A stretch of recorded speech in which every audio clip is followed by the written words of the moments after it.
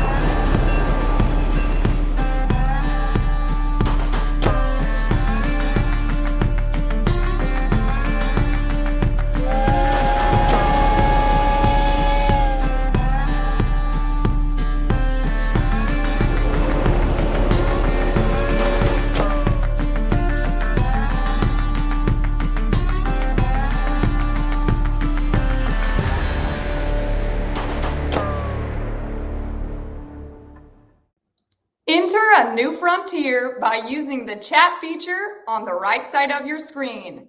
Just make sure to select everyone and not just host and panelist.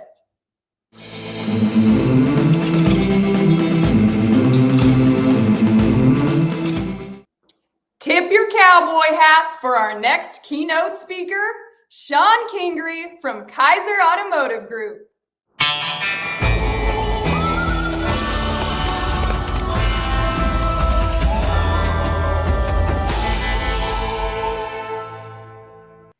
Welcome back to the Fixed Ops Roundtable. Shon Kingrey is the Vice President of Fixed Operations at Kayser Automotive Group in Madison, Wisconsin, a great friend of the Fixed Ops community. Shon, welcome back to the Fixed Ops Roundtable.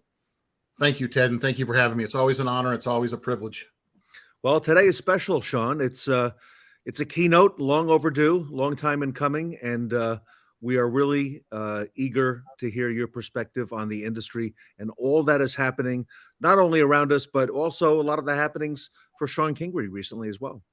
Well, thank you. You know, and Ted, I owe you a debt of gratitude as I've shared, obviously, over the last couple months. I've made some big changes that, quite frankly, as I've made very clear, the group that I'm with found me because of you. They found me through the roundtables. They actually found me through the Star Wars episode where you and I did a one-on-one where I had a few creatures standing behind me that are still in Florida, by the way. And it was probably one of the most nervous interviews I've ever done, by the way, because it wasn't my comfort zone at the time. I'm telling you, I was uncomfortable. The color was wrong. It just didn't go well. But I got to tell you, Ted, is that, and again, I'm going to give shout outs to Tully on the hours and Ed Roberts on the pickup and delivery. But where I'm at in my Q4 of my career, as I've called it, is now that I've reached the 50 years old and I've raised my children and they're all grown up and I have 8 grandchildren and 5 children, and I'm in Q4, and where I'm changing and where my focus has changed, where a lot of people have reached out to me and says, how do you move from sunny Florida with a big house and a heated pool and everything you have down there, to cold winter Wisconsin? Now, this is my home. This is where I'm from. I've been to, we'll say, 100+ Green Bay Packer games now in my life, including Christmas Day in Miami and Lambeau Field a couple, 3 or 4 times since I've been here the last couple months. But that all being said, this is my home. And when I interviewed with everybody, Ted, as you know, as I traveled the country, I now know what the main focus is. And it was your show with Marco that tipped my hat to that. That, listen, it's all, at this point, it's about the employee. It's about the customer. It isn't about us anymore, okay? It isn't about the fact that a technician's not going to work 6 or 7 days a week like you and I did growing up in the business. It's not, it's unheard of nowadays. It's not the $35 an hour.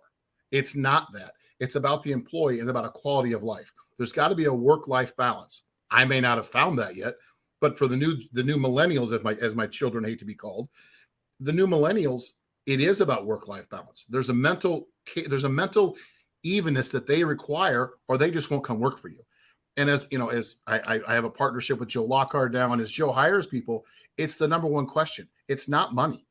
It's what do you offer that nobody else offers? Because everybody's offering $35 an hour. Everybody's offering $40 an hour for flat rate technicians. But what do you give that nobody else gives? And again, as I always say, I'm probably not as loud and as direct as Mr. Williams is, but it is my passion. It is what I'm focused on. And it is ultimately why I ended up in Madison, Wisconsin. It's the group.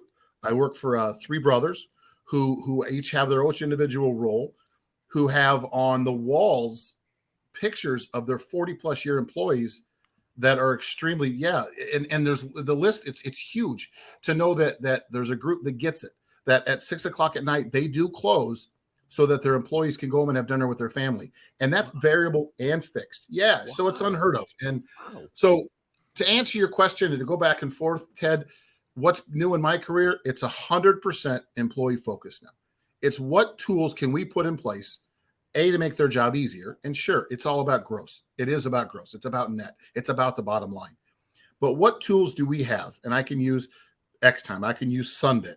I can use, the training side, and we'll get into John Fairchilds and like I said, Traver's going to be my BDC, or is now officially my BDC. As we go through that, and Brooke.ai, I mean, I can keep going down the list. Ted, quite frankly, you bring them to the table.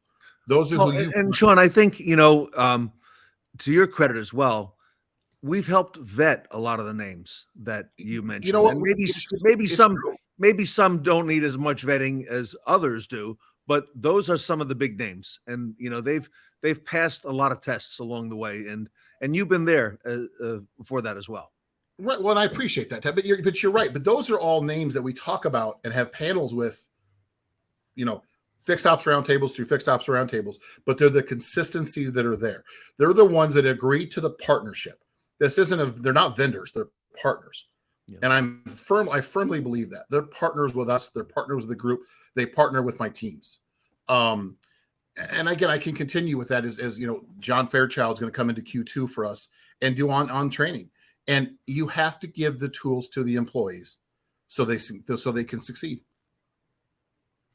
And, together, I think you and I and the audience, we've all been exposed to those, and we've seen a lot of best practices, and we've seen a lot of pain points that those solve as well.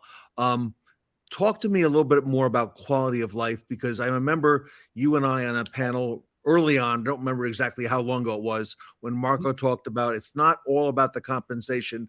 It's about, the respect. It's about, a human being and, the fact that he's recognized and in a place that, he wants to call home. It is. And, it's funny. I actually had the conversation, I can say today, with somebody making the comment where Marco said, don't buy his pizza. Listen, yes, we can call Little Caesars and get pizza. We don't buy his pizza. It's not about the pizza. It's about the recognition. And we have literally, in this organization, taking that, it's barbecue lunches, by the way. It's barbecue lunches that we serve the employees. What does it cost you? It costs you nothing. It is about the recognition. It is about walking through the shop and every day. And I got in trouble from you once, so I'll be polite when I'll be politically correct when I say this. It's knowing about the technician what makes them tick. It's knowing what their wife's name is. It's knowing what their kids are. Is it fishing? Is it hunting? Is it flying an airplane? You have to know what makes them tick. And you're right. Marco brought that to light. Marco had a tragedy in his life, and it changed who he was. And in that tragedy, it changed his outlook. And to be very honest with you, Ted, those roundtables very early on, which started a series, I don't know, we're in number 7 or 8 now, of that one roundtable of the group that we talk about the same thing every single time. It keeps, and of all my feedback, it's probably one of the larger feedbacks I have of talking about technicians, what recruiting is. Again, we can all hire Joe Lockard and hire for $35 an hour. It's not about what you're paying. It's about what you're giving on the side. And it's amazing. We've had that panel with Joe Lockard and Automax, the tech vendors, I think we've called them, Yes. technicians panel. But every time we talk and get together, that conversation evolves and it goes further and further. And there are things happening today that are new and that weren't happening last fall or last summer or last spring, because the industry is evolving and changing. And, we're bringing all that to light. So, there's a lot to be said for that, Shon Kingrey. There is, Ted. And it's funny. I had a meeting with a group this morning at the same store, and we're talking about Saturday service and where Saturday service falls because COVID changed the business. COVID changed. Forget the fact I was in Florida and we didn't have COVID in Florida. Okay. Wisconsin had COVID and Yes. Opening up on Saturday services again. And the technicians come to me as a group and say, listen, if we agree to come in a half hour early and we agree to stay a half hour late, the entire group of technicians, Monday through Friday, will you let us still have our Saturdays off? Mm-hmm. And Ted, I believe, because I'm old school, that if sales is open, service should be open. I think we're one big family, no walls. And my saying is always better together. Okay. But looking at a shop of 10 technicians, if I can get 10 more hours a day times 5 days a week is 50 hours a week. That back to Tully, I get 50 hours a week that I didn't have versus 4 hours or 5 hours on a Saturday with one technician who's programming keys and doing recalls. If you do the math, it makes sense. I signed off on that deal on a New York 2nd. We'll still do oil changes. I still have an express lane open on Saturdays, but the main shop's willing to give me an extra half hour in writing, by the way, because you got to hold them accountable. And there's processes in place to do this. But they'll give me an extra half hour in the morning and an extra half hour every night in order to have a quality of life during the weekends. When you got there, what were the first things that you looked at that you said you needed to put in place? I remember you talking about process early on. Yeah, it was. And that's where some of the and I'm not going to say vendors, some of the partners come into play, where you got to have a scheduling system, because very honest, they didn't have a scheduling system. And I hate to say the tail was wagging the dog because it sounds negative, but we were almost to the point there was no dog, period. It was just the tail, where I have people wandering in at 7:30, 8, 8:15, 8:30, and then you walk through the shop at 2:30 or 3 o'clock and everybody's gone home. At the end of the day, guys, we're here for the client. We're not here for us. We're here for the client. We have to schedule what's convenient for them.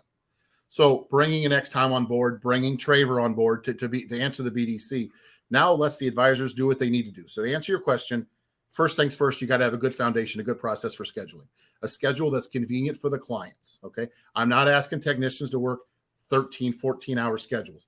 We'll get to that because that's a new theory too we can talk about.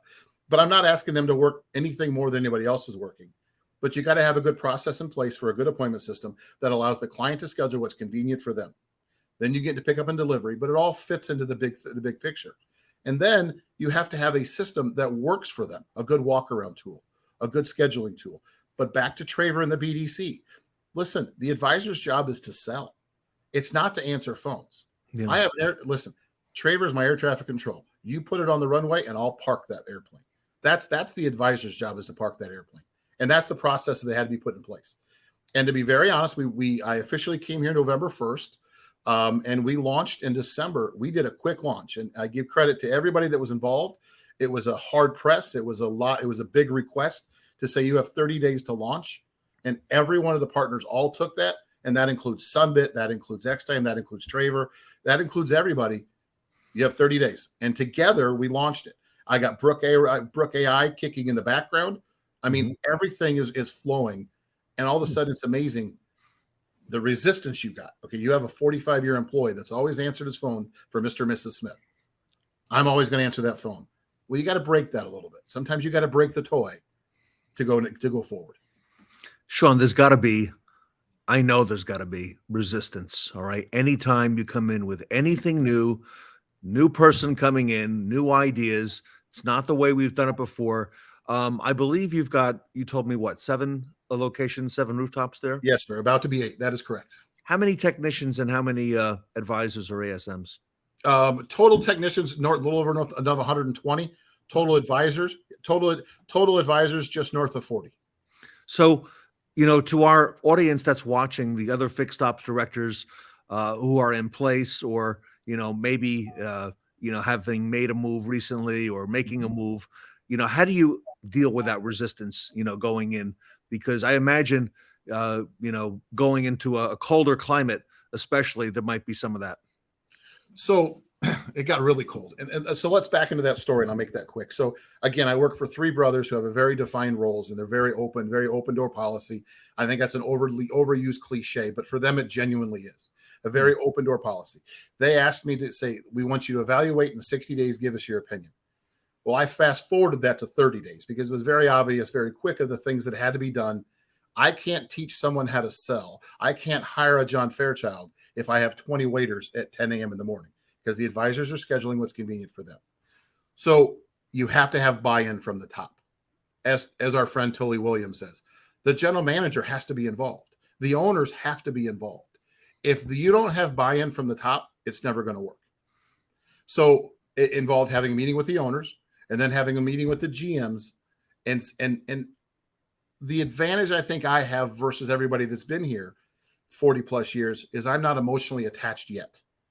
I see the business side of it. I'm trying to build a legacy for the group that I'm with, for their children.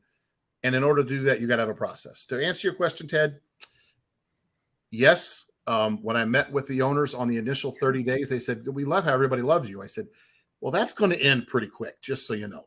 The hugs and kisses are going to stop, because when I launch this and I create change is uncomfortable for everybody. Yeah. I'm going to get resistance, and resistance we got. Was there pushback? Yes.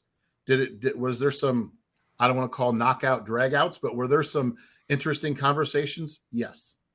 But at the end of the day, and Ted, I go back to you, people understand that when you talk and you bleed fixed operations, you got to know what you're talking about to get to where you're at. All right. And this isn't act as if. This is do the processes that work, not reinventing the wheel. And I understand what works in Destin, Florida may not work in Madison, Wisconsin. That won't work here, Shon. That won't work here. We've never done it that way. Okay. But guess what? We're going to try it. And guess what? If I'm wrong in 6 months, you let me know.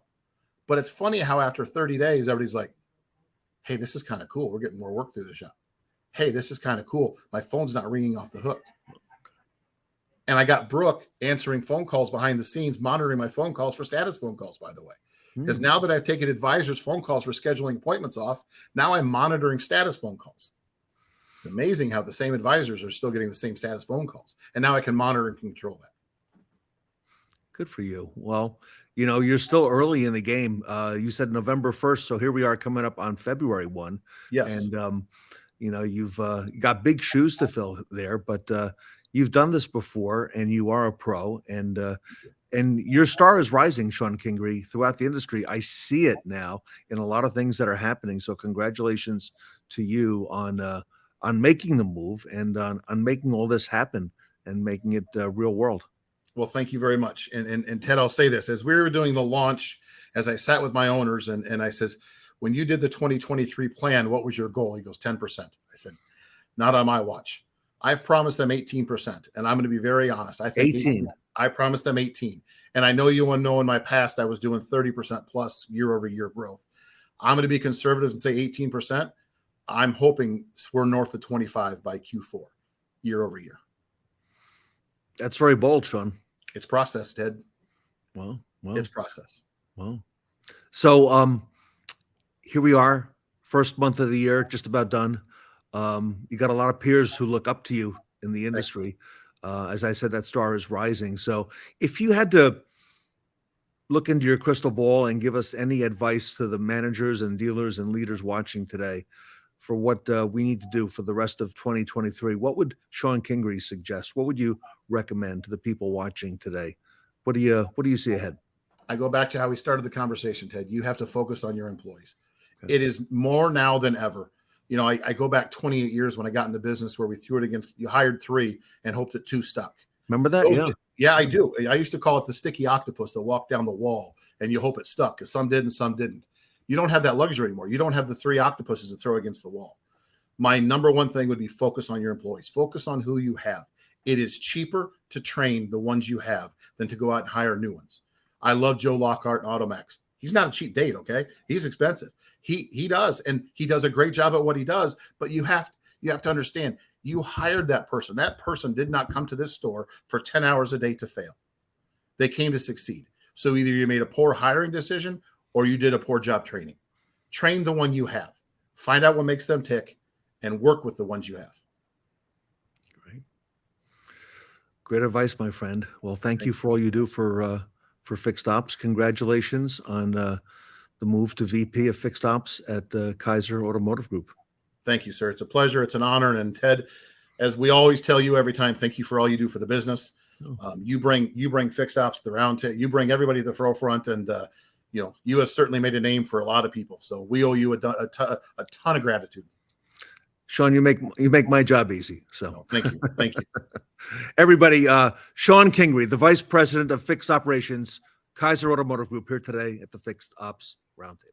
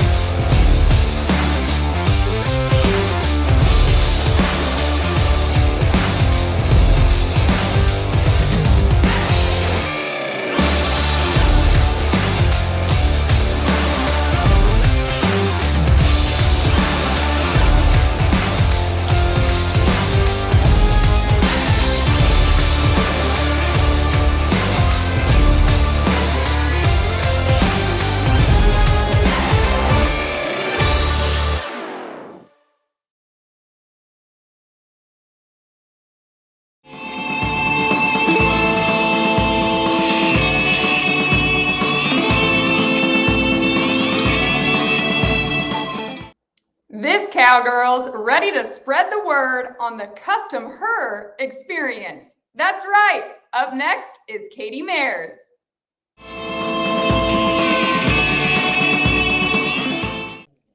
Welcome back to the Fixed Ops Roundtable. Katie Mayers is with us. She has a new book that is coming out shortly, I believe. Well, I'll let her tell us when it's coming out. It is about the CustomHER experience. She's a great friend of the Fixed Ops community. Katie, welcome back to the Fixed Ops Roundtable. Thank you for having me, Ted. I'm so excited to be here. Yes, CustomHER experience is coming out on Valentine's Day. I mean, go figure, right? A book about women and the female consumer, and it is launching on the day of love. You know, that is so timely. I know you've been working on this topic with a lot of your speaking and work you do for dealers all over the continent. Give us a little insight. Take us back. What prompted you to take on this subject, and why do it now? Truth be told, I had a really crappy car buying experience, and not just one, I had several. And it was just enough to push me over the edge to start researching the automotive industry from a customer experience perspective, but also from a female consumer perspective. And as I started to dig that rabbit hole deeper and deeper and deeper, I started doing the research. I started compiling articles. That's when I started working with you, Ted. And then I was speaking at conferences, and then the book formed itself. It is a message that everybody needs to hear, because women rule the roost in terms of influence on the world's economy. They influence about $43 trillion of worldwide spending. So if you're not capturing her, then you're losing out big time. What a great and timely thing to talk about. So you started out as a customer, as an, Yes. to take on this topic, and why automotive, Katie? Obviously, we all know it's been for many years and still is, right, male dominated, all right. But why that one of all the industries? Oh, well, I think it's just, I've worked in hospitality, I've worked in retail, I've worked in the restaurant business, I've worked in cruise ships and travel industry. And out of all of the industries I've had the pleasure to dabble in, automotive is ripe for the picking. I always say that you can only go up from the bottom, right? So there's just so much low-hanging fruit when it comes to a customer experience. And when it comes to flipping that lens and tailoring it to the female consumer, there's so many easy, simple little things that dealerships can do. I thought, hey, there's no one out there really talking about it. So let's help them. Let's steer this cruise ship in the right direction and try to get them and moving forward. Was it hard to write a book and to put all this down on paper? Oh. Yes, it was. The research was time consuming. But what I love is that I had amazing automotive clients that I was able to actually put that research to the test and implement it into their dealerships. And they were phenomenal at helping me really mold all that research into a book, into a nice little package. So yes, it was definitely time consuming, but a work of passion. The book will be out, everybody, on Valentine's Day, and available. It's available right now. I pre-ordered it, Katie, on Amazon.com. Thank you. Yes, it is available right now for pre-order, and it drops, and so it will ship from Amazon and Barnes & Noble and all the places on Valentine's Day. I want to talk to you about the key differences between men and women. Okay. But before I do, I want to come back to some people who've spoken here at the Fixed Ops Roundtable.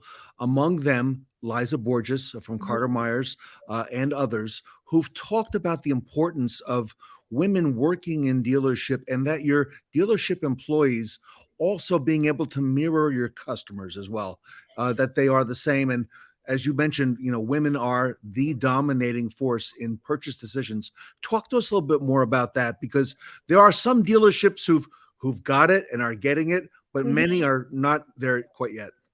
Well, I say if they don't want to work with you, why the heck are they going to want to shop with you? That culture that you create for the females in your dealerships is what exudes, and what the female customer sees, and what she feels when she walks into your dealership. So if they don't want to work for you, they definitely aren't going to want to shop with you. Female consumers want to see themselves in your business.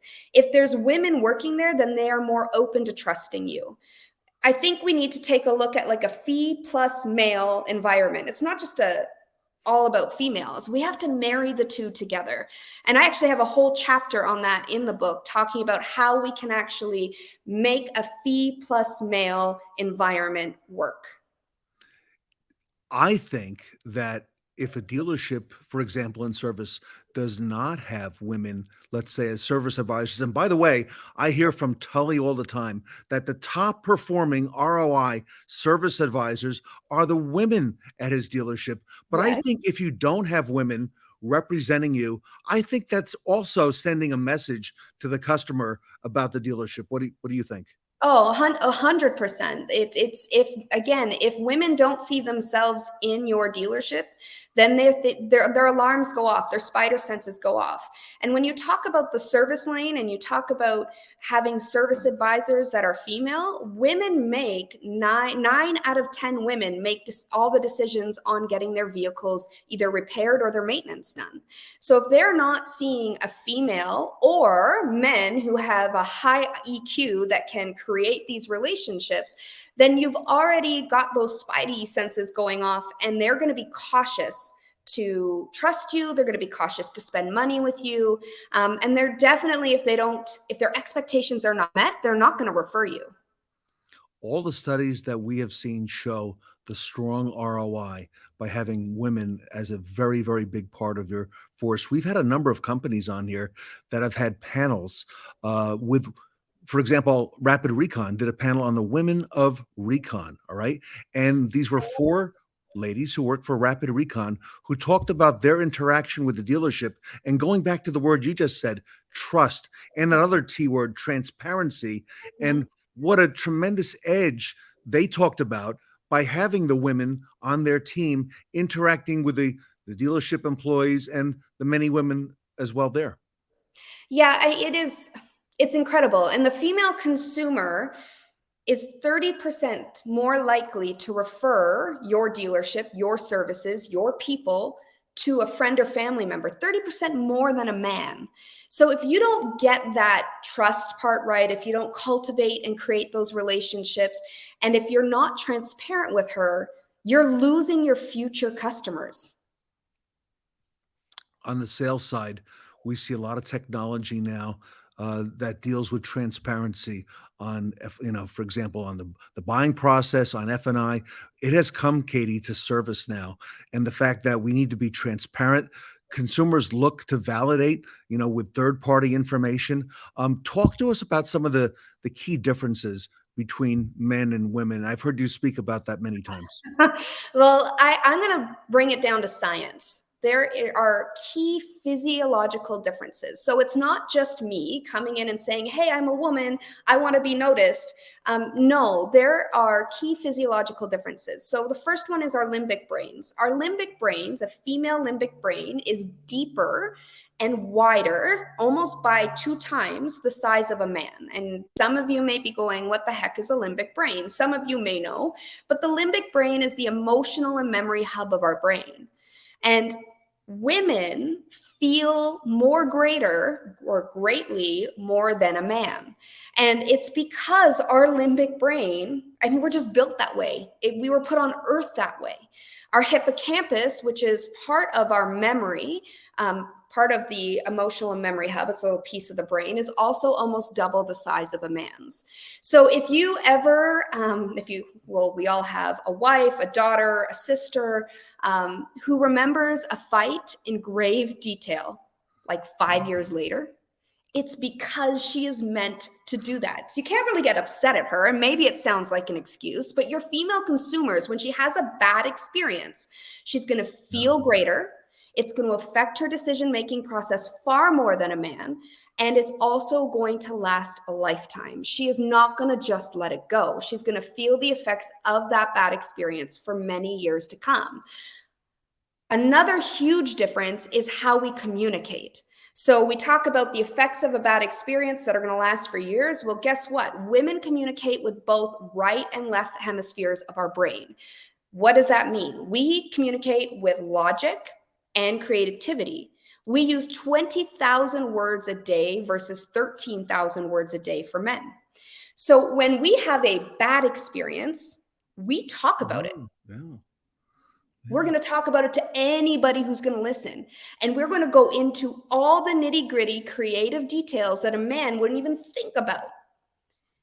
Those are 3 key physiological differences. Now, if we take it one step further and you want to create an experience she feels good about, because that's what it's all about for her, right? It's that lighting up that limbic brain and that hippocampus, is that we crave relationships. And we need a hedonic atmosphere. And what does that mean? It's an atmosphere or an experience of the senses. We need to see it, feel it, touch it, hear it, smell it. It all needs to feel good. Where a man wants to get in and get out. For a woman, the journey through the purchase is it's about the chase. It's about that journey. It's not necessarily about the purchase itself. She is feeling all of that first. A man, just go in. That's what I want. Okay, I got it. Great. And they leave. For a woman, it's about how she feels. So those physiological differences that we can't change, but nobody seems to pay attention to, is the reason why 43% of women don't trust the automotive industry. is because we have men at the top designing brand experiences, and they are designed for men and delivered by men. And women are the ones that are making those decisions. That 43% seems low. Well, I mean, you are 50% of the population, so it's almost in line with that. But it's they're just not trusted. I mean, think about it. Half of their customer base, almost half, aren't trusting. They're not going to trust you. We're talking today to Katie Mayers. She's an author. She's just written a new book. It's out on Valentine's Day, just a couple weeks from now. The title of the book is CustomHER Experience, CustomHER Experience, and it relates more than ever to our industry and in terms of trust and transparency. It's really timely. Katie, who should buy the book? Everyone? No, but see, everyone, man or woman. This book, I didn't write it just to, I'm not here to bash men. I'm not here to say, men, you don't know what you're doing. I'm not here to say, poor women out there. I think that we need to start working together. And so I think it's a book that everybody should read. Everything that I've written in the book is scientifically backed. So I'm not just talking about my experiences or, kind of telling my stories, although I do those things. Everything is statistically and scientifically backed. So it's something that everybody can read and learn from. Takeaway. What do you want everyone to know? If there was a key takeaway, Katie, Yeah. from the book, what would you want to share with the audience? Well, the question I get once they either, they've talked to me about the book, they've talked to me about the female consumer. Many of you know that I come from just a customer experience background, 5-star experience. They say, well, what the heck am I going to do now? Like, I have to upheaval my entire, brand experience that I've already designed, and how much work do I have to do? The answer is no. I want you to take the experience you've designed. I mean, as long as you've designed one, that's a whole other story if you haven't. And I want you to just work with the women in your organization, the customers that you speak to, the female customers, your wives, your girlfriends, your daughters, anybody who's willing to look at each touch point of your brand experience, the journey through time. And all that you need to do is create a few tweaks per touch point. So I don't want you to think, oh, I'm going to read this book and it's going to be so much work. No, it doesn't have to be.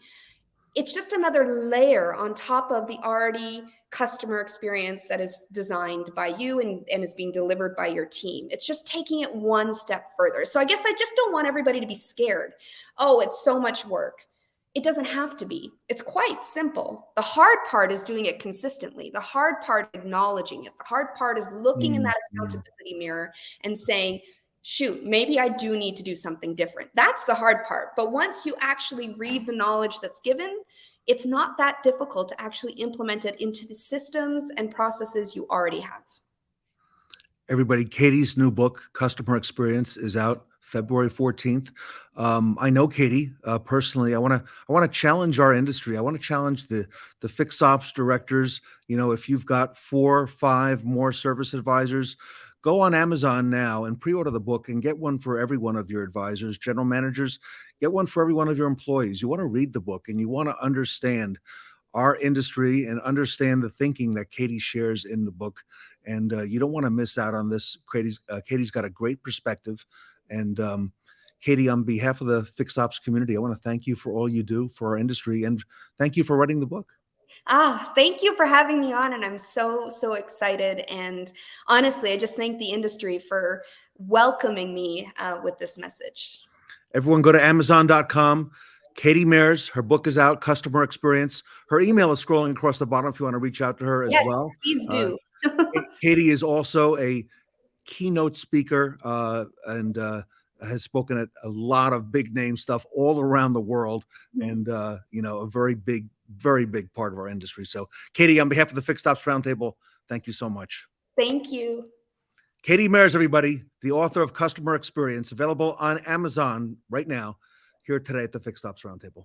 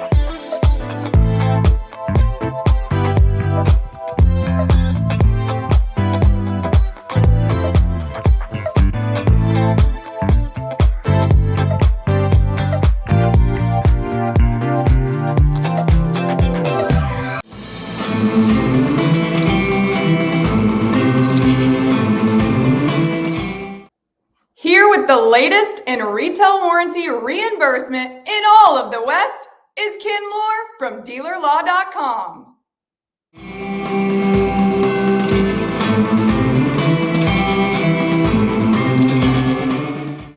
Welcome back to the Wild West Fixed Ops Roundtable. Ken Lohr is the Director of Retail Warranty Reimbursement at Belavia Blatt, DealerLaw.com, a great friend of the fixed operations community. Ken, welcome back to the Fixed Ops Roundtable.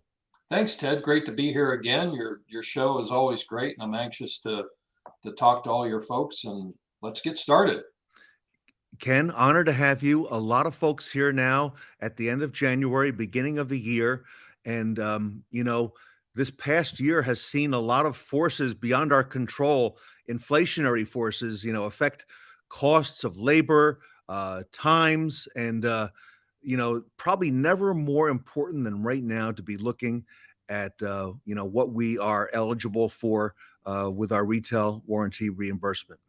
Yeah, 100% right, Ted. It's just, it always surprises me that, the opportunities that we have to get retail pricing for our warranty claims and those that really don't take advantage of it does continue to surprise me. So just to kind of reiterate, all 50 states have statutes now. So some of the statutes are better than others, but all 50 say, hey, listen, you're entitled to receive retail pricing for your warranty claims. Now, how you get there and how you get that's the key. And that's where the expertise comes in. So you need to have somebody that can interpret those statutes to determine how you're going to get that. So that's really important. So it's not as easy as it just simply, hey, you just tell the manufacturer, hey, my door rate's $180 an hour. That's what I want. And my markup is cost plus 75%. That's what I want. I wish it were that easy, but it's not. So there's many, many ways to get to where we need to go. So that's the key. So, and it's just so important today for sure. And here we are in January again, and we're planning for our year. And this is the time to really start thinking hard and preparing what you're going to do for 2023.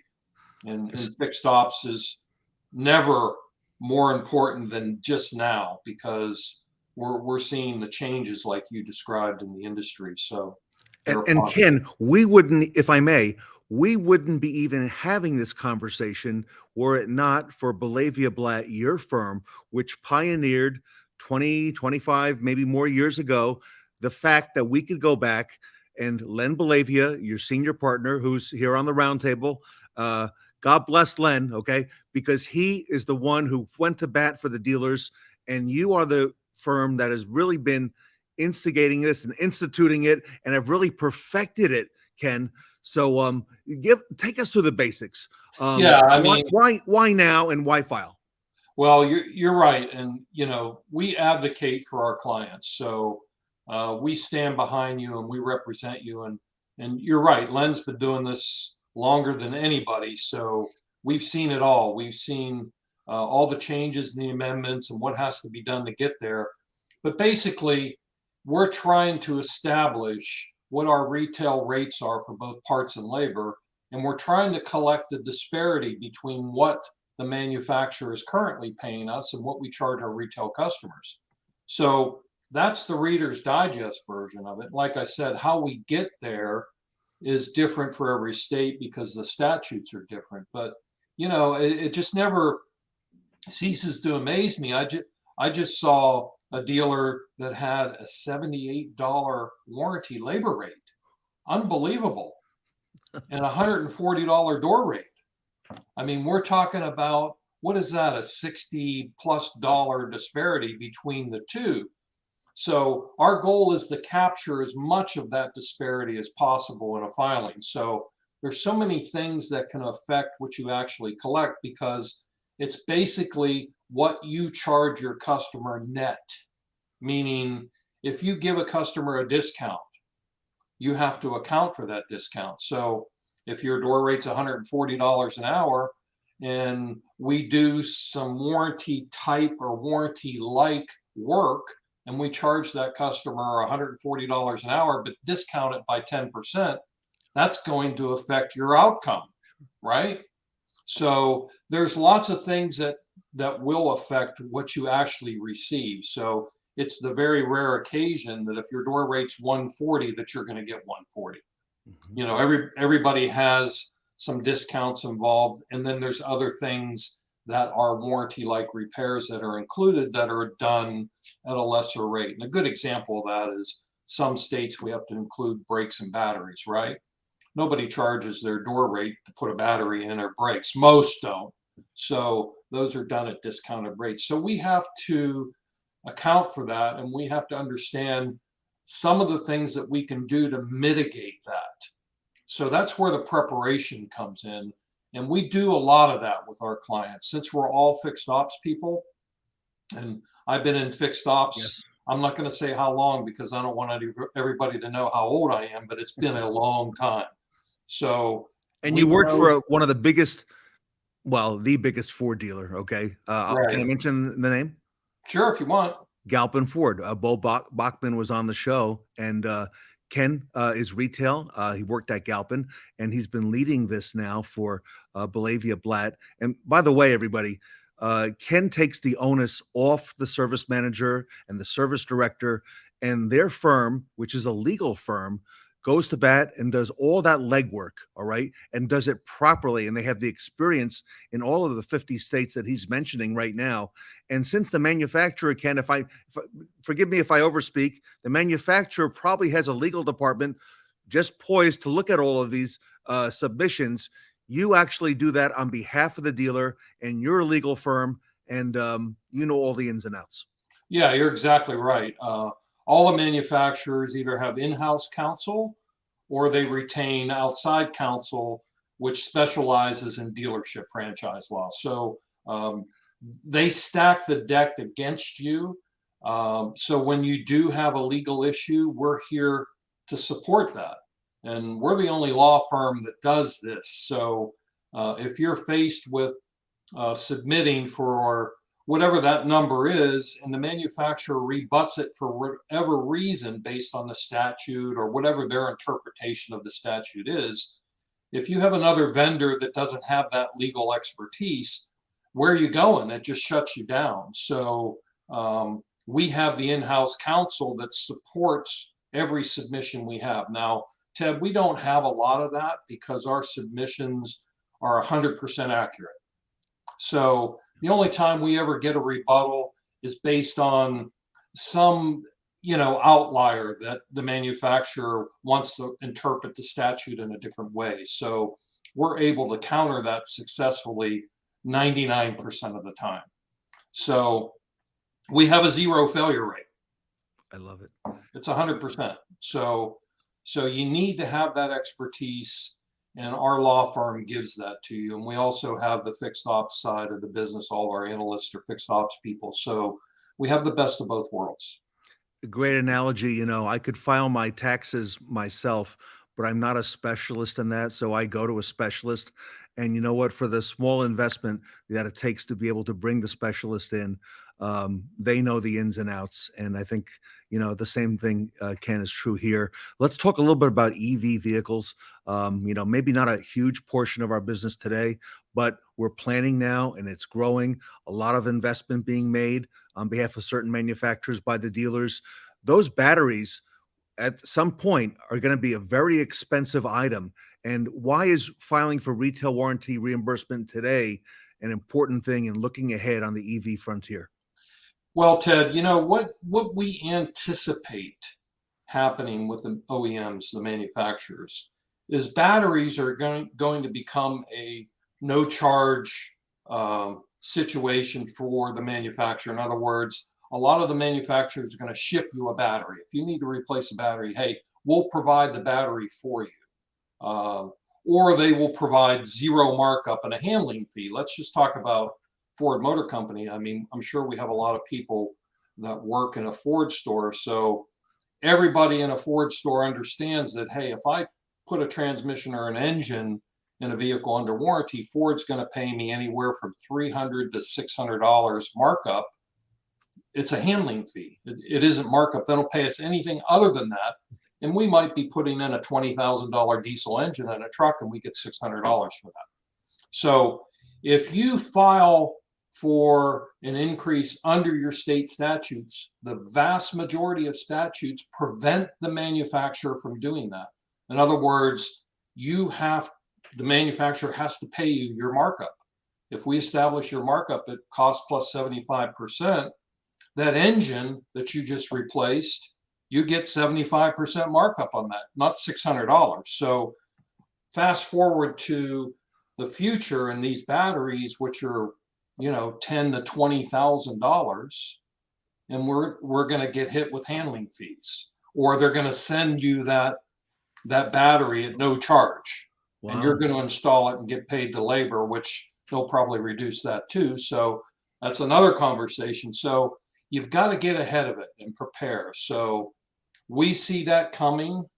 We anticipate that coming, and you need to mitigate it. So the only way you're going to get your markup is if you file for retail reimbursement under your statute. Ken, if our audience is thinking of filing for retail reimbursement, let's say through your firm, what's their investment in order to do something like this? Well, that's a good question. We charge a reasonable flat fee.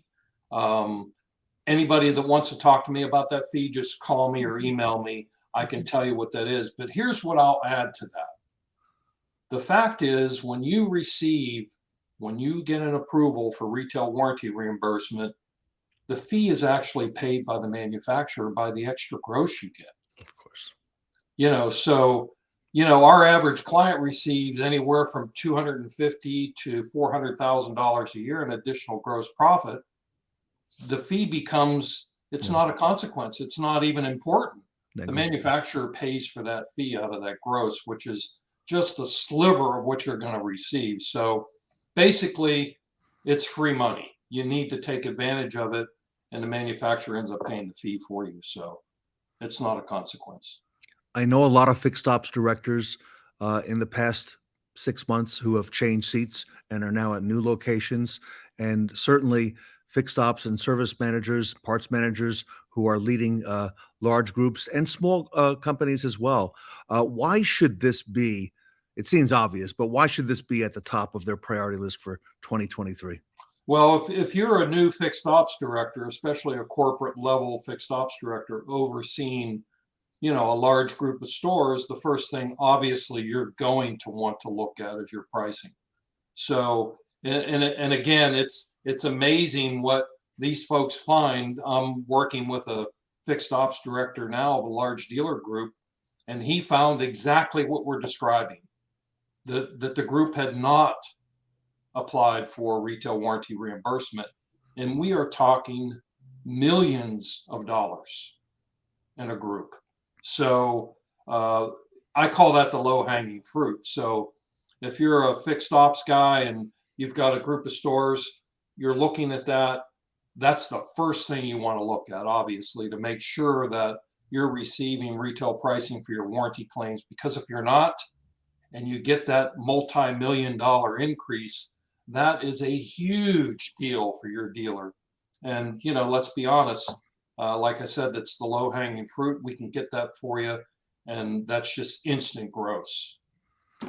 Ken, what about a dealership that may have filed and received reimbursement a year ago, 18 months ago? Should they be talking to you as well? Yeah, I mean, our business is dynamic. And as we know, over the last 2 years, with inflation running rampant on us at, 8.7% last year, our expenses internally at the dealership level don't reflect that. They're higher than that, especially when we talk about technicians and their pay and the difficulty in finding technicians. Diesel technicians are impossible to find.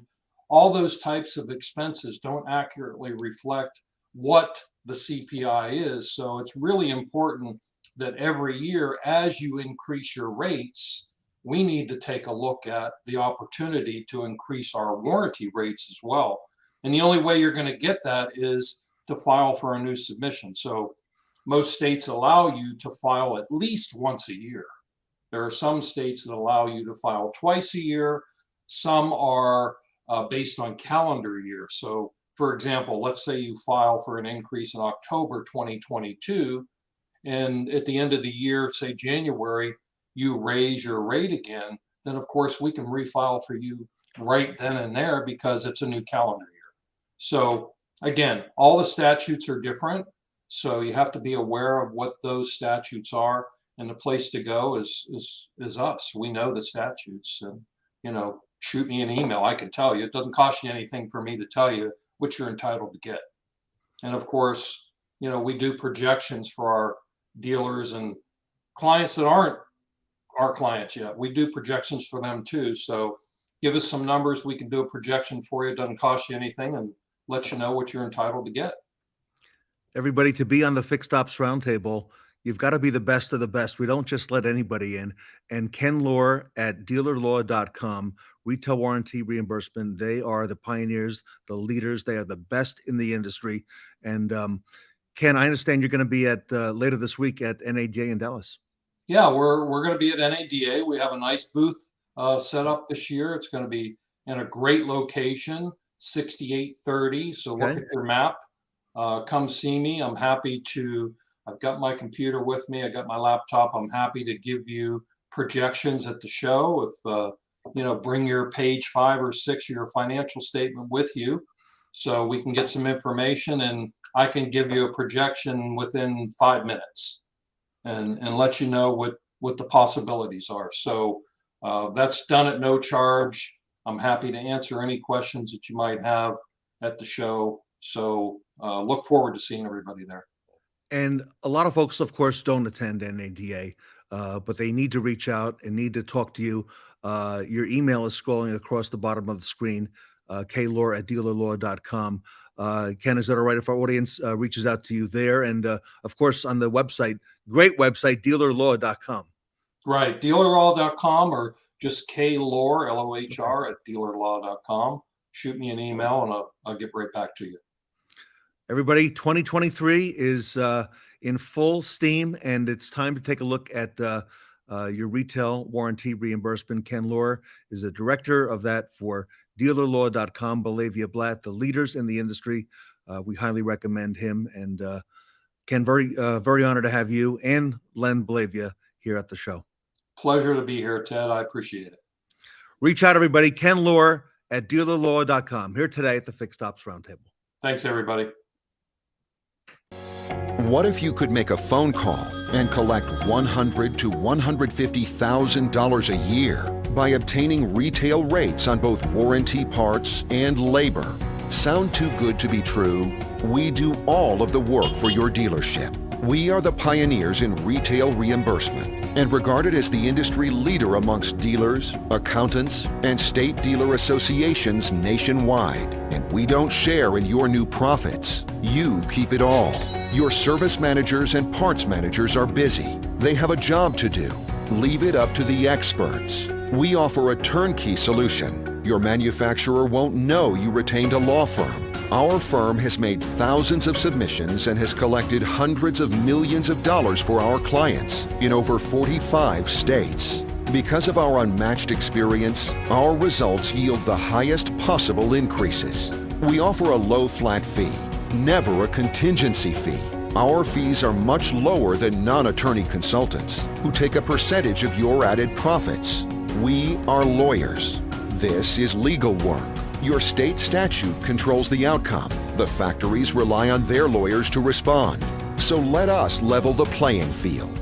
Bottom line, thousands of dealers have selected Belavia Blatt for their retail warranty submissions. With our low flat fee, expert reputation, and behind-the-scenes work model, we are your best choice.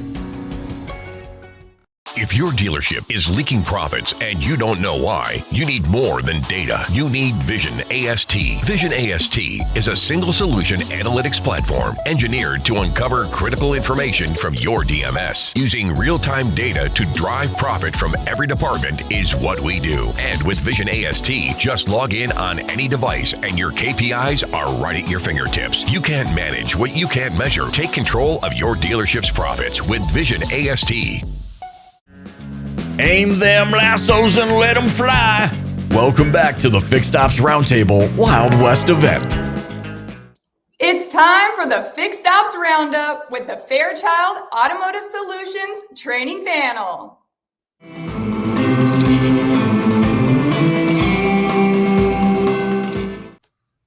Welcome back to the Fixed Ops Roundtable. John Fairchild is with us with an A team to talk about retail training and our needs ahead in 2023.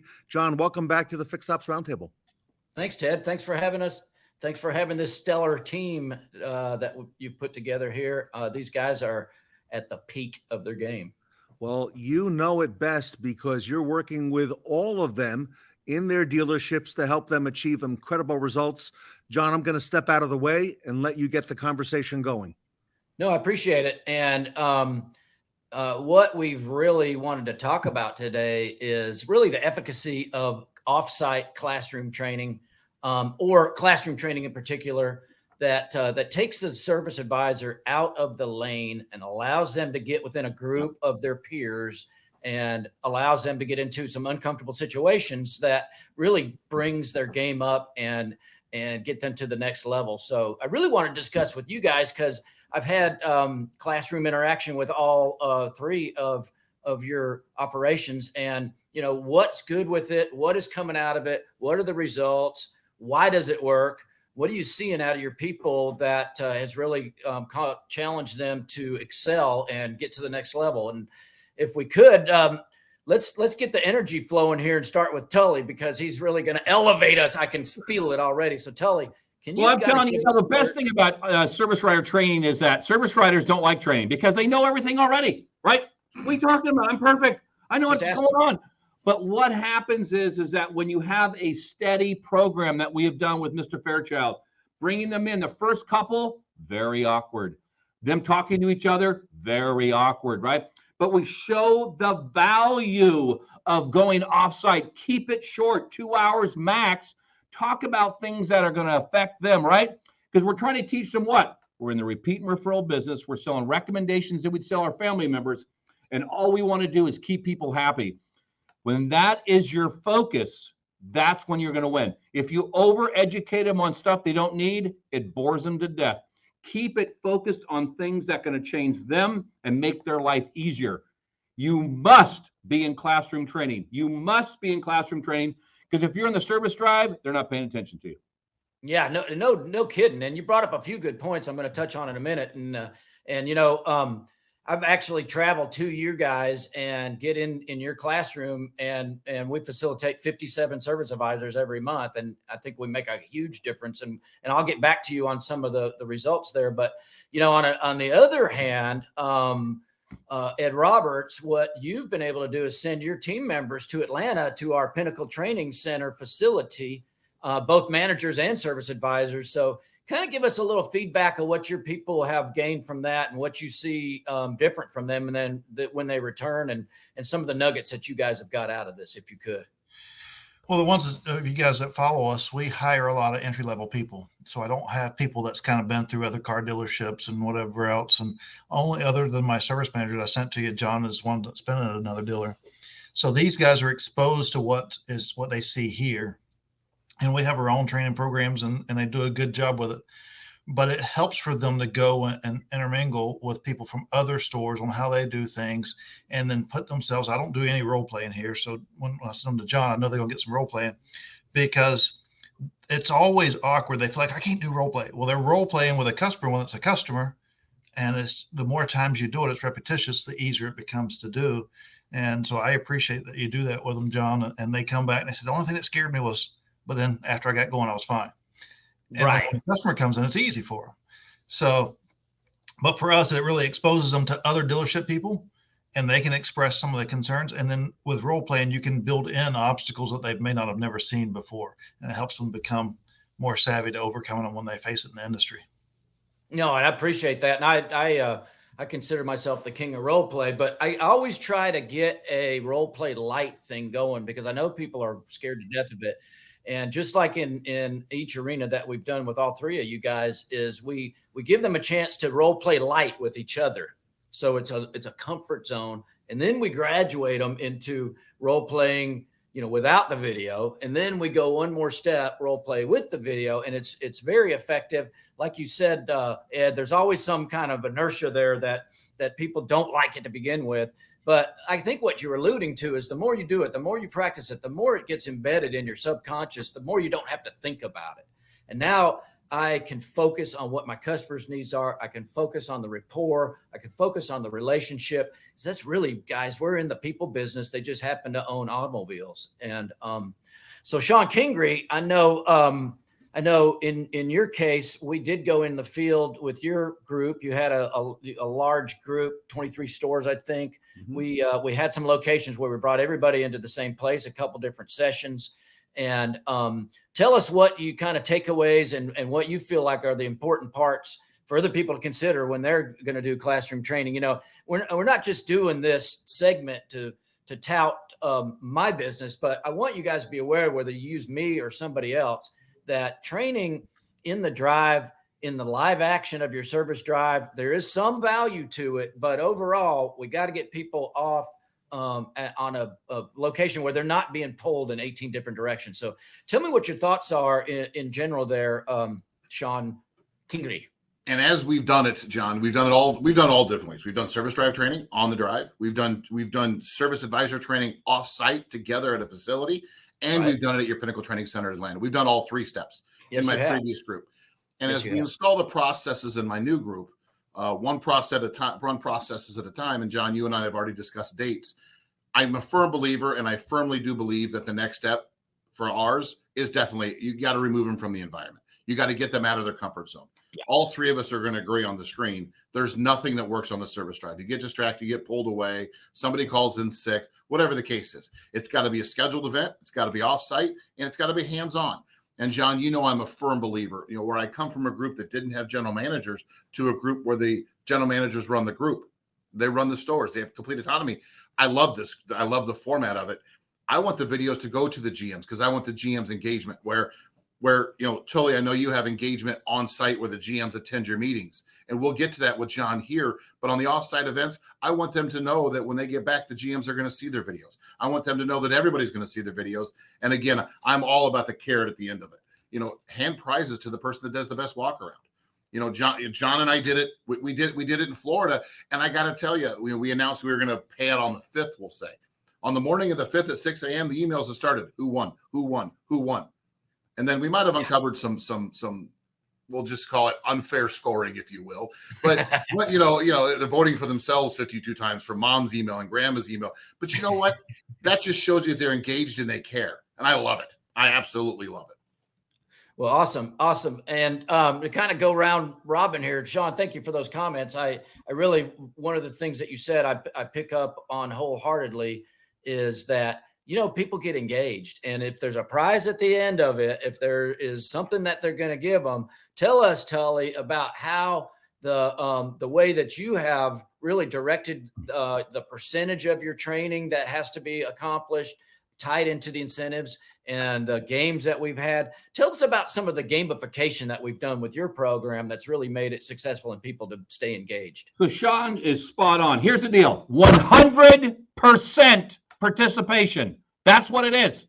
And if you're sick, we have a makeup class. There is no gray area there. GMs, 100% participation. Service managers, 100% participation. If you don't have 100% participation, it doesn't work, right? It doesn't work. Now the fun part is that we make these trainings fun. That's what it's all about. So we have contests that drive behavior, and we give away big dollars. And guess what? I make John Fairchild vote so they can blame him for everything. I want to make sure it's this way. There we go. The whole thing of it is that we talk about service writer write-up contests. We had two, $1,000 bonus on the top, and we go down. We talk about bringing those videos in. 100%, 59 people submitted, and then we review them in class and hand those rewards out. And we talk about what's good and bad. We talk about walkarounds. We talk about selling brakes and tires. We talk about technician videos. That was the biggest eye opener. 180 videos submitted. We had weekly contests, and then the top dog got $2,000. Why? Because it's that important to make sure we have quality videos. So what does John say? How are your tech videos doing? And they're talking about the level has increased. Why? We bring exposure to what we're doing, and we make it fun and show technicians, if we have good videos, what? We sell more hours. If we have good tech videos, what? We sell more hours. The service writer makes more money for him and his family. If we have better walkarounds, we sell more hours. They make more money for them and their family. And of course, if we sell more same-day selling, what? We will make more money for them and their family and keep customers happy. Make it fun, make it engaging, drive behavior that's going to make your store work. Absolutely. Man, that was a mouthful, and I appreciate that, Tully. It's really hard to be in a glum, so mood if your mouth is moving. So thank you. And I'm going to get back to you and see some of what those results were, but the gamification is important. And I know, you guys have had some participation with that too, but I want to flip back over to Shon, and then I'll get to you on something else, Ed. But we gamified everything that you did too, Shon. And if you talk about engagement, if people have got it's not always about the money either, is it, Shon? It's recognition. The money's great, but to talk about what other rewards that people really see out of that part of it and why they participate so intensely. And that's what's really pressed me to keep on going and improve and everything else is, your normal training is unimpressive. And it's not fun. It's not engaging. It's likely forgotten within a couple of weeks if that's a maximum shelf life. Mm-hmm. It's not something that's ongoing. So, Shon, tell us what your feelings are about gamification and how to make training lasting and have a cadence of accountability. Well, first of all, it's got to be consistency. You have to be consistent. It can't be a one and done thing. This can't be the John Fairchild flavor of the week. Okay, you can't bring John in for 1 week and then him not be back again. It's got to be consistent. They got to know that everybody's engaged. But now I think my monitor is still shaking from Tully. I won't beat on the counter, but I think I have whiplash or something. Anyway, but I thought it was an earthquake. Yeah, right. You're not. Yeah, he is in California. He is in California. It is possible. But again, it's all about engagement from the top down. I always say this, and I know Ed, you've got a very engaged dealer principal. Tully, you've got a very engaged dealer principal.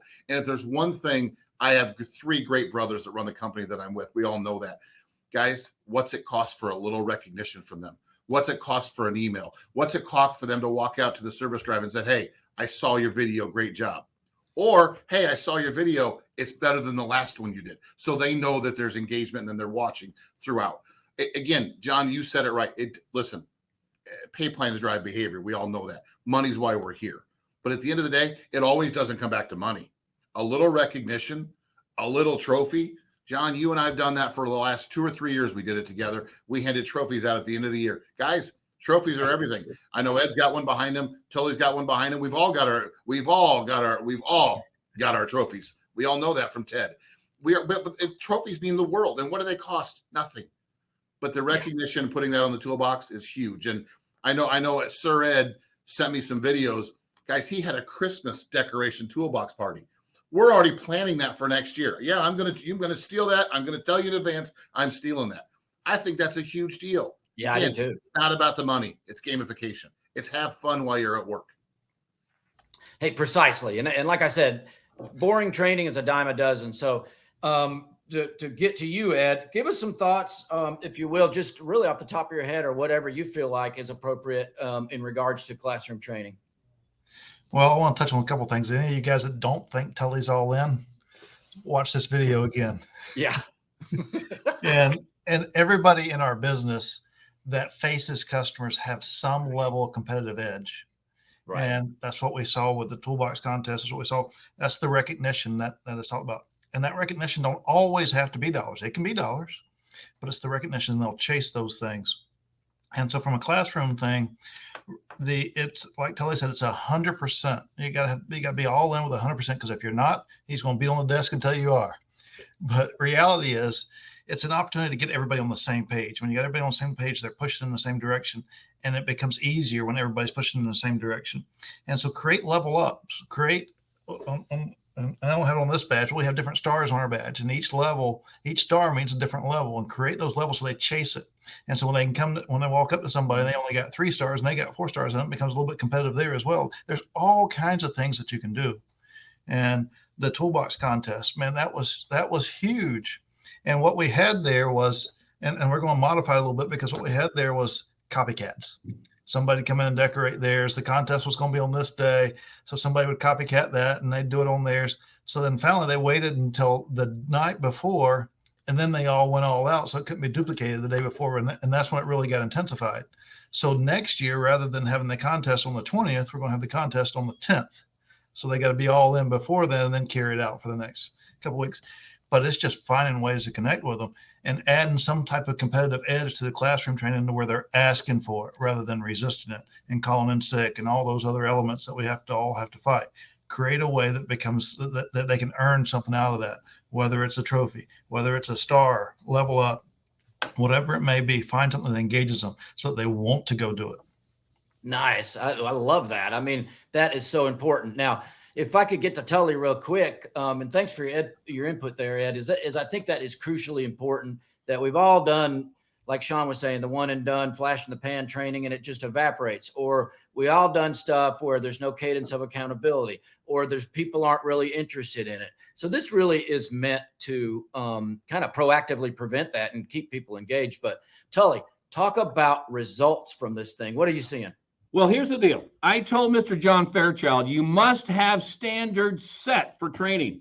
You don't have it, as we said, we don't have some guy come in, blah, blah, blah, blah, out the door he goes, 10 grand, poof.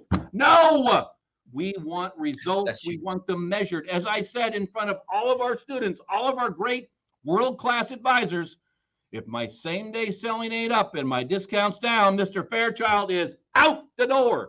So here we go, ladies and gentlemen, boys and girls. Have them have success, and is it measured?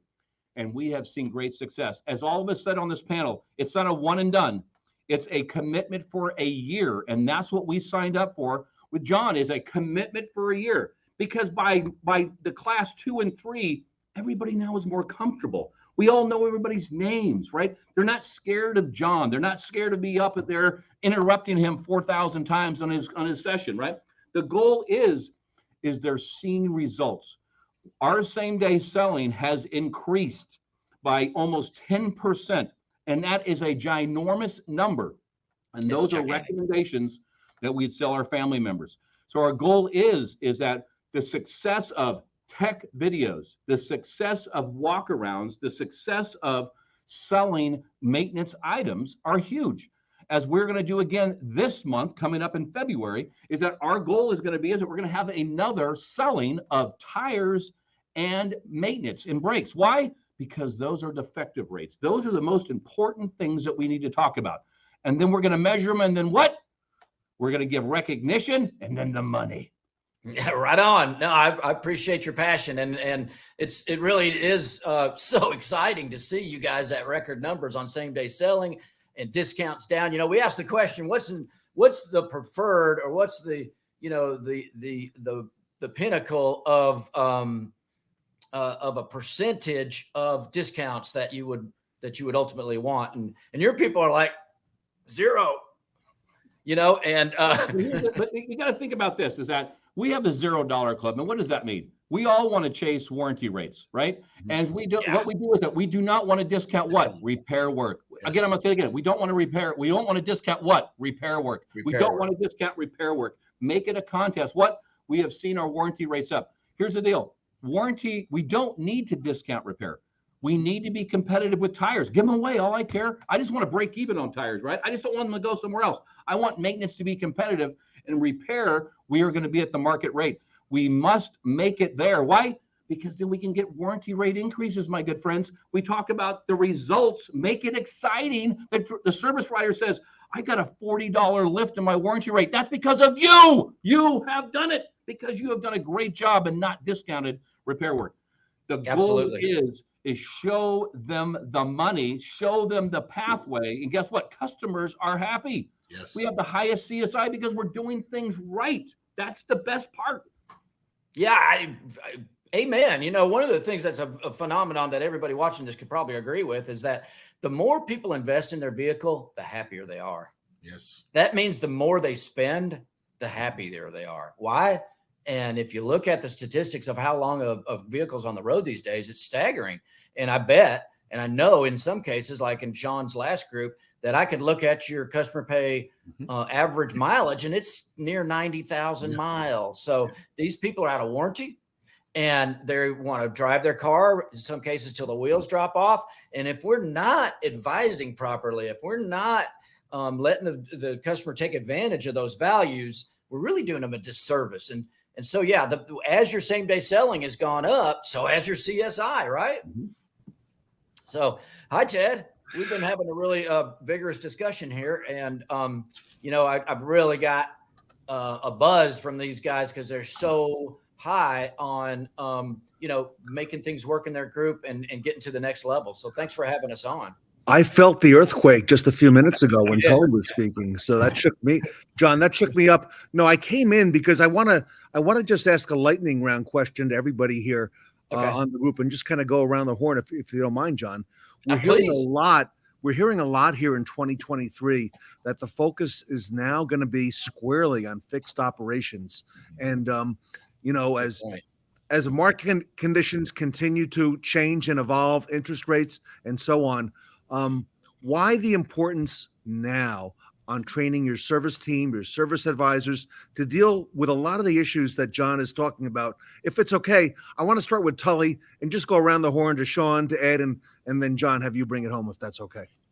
Well, you think about this. We're in the repeat and referral business. I say it a number of times, but here's the deal. If we do processes right, quality inspections that we'd sell our family members, tech videos that show the value, communication with the customer to keep your CSI right, your same day selling will go up, because then all it comes about is that, can I afford it or not? The trust and everything goes away. Training, structure makes it work, show them the pathway, and it also makes their life so much easier. Amen. And I'll touch on that as well, because ultimately in service, we've been reactive to service for so many years. It's kind of after the sale, it's this, it's that. Well, the buying experience takes weeks, days, hours. The ownership experience takes years. And when we train our people to use the tools that's available to them, everybody comes in and develops a new tool to help us get better and help us get more efficient. But then we don't use them because we don't know how to use them. And then we bring new people in. They've never even been exposed to it. And when we use the tools that's available to us, we can dominate. And then when we dominate on the service side, on the ownership experience, there's no question what brand the next vehicle is. Mm-hmm. So then we start that circle of life all over again. Amen, Ed. It's true. And you know, guys, Ted, you said it right. The market has corrected itself. We're going that direction. Whatever we're at. Used car market's dropped. New cars are starting to show up and they're not selling. Interest rates are crazy. And the one thing we got to remember, if there's two words you take into 2023, fixed absorption. If you don't know what that is, you don't know how to fix it, you got a problem, because it's going to be all about fixed absorption in 2023. We talked about it. We kind of got off of it because we're selling cars 20, 30 grand over window sticker. We kind of got off the kick. You better get back on it. And the one thing we got to remember, we forget, our service advisor sees more clients in a day than anybody tenfold.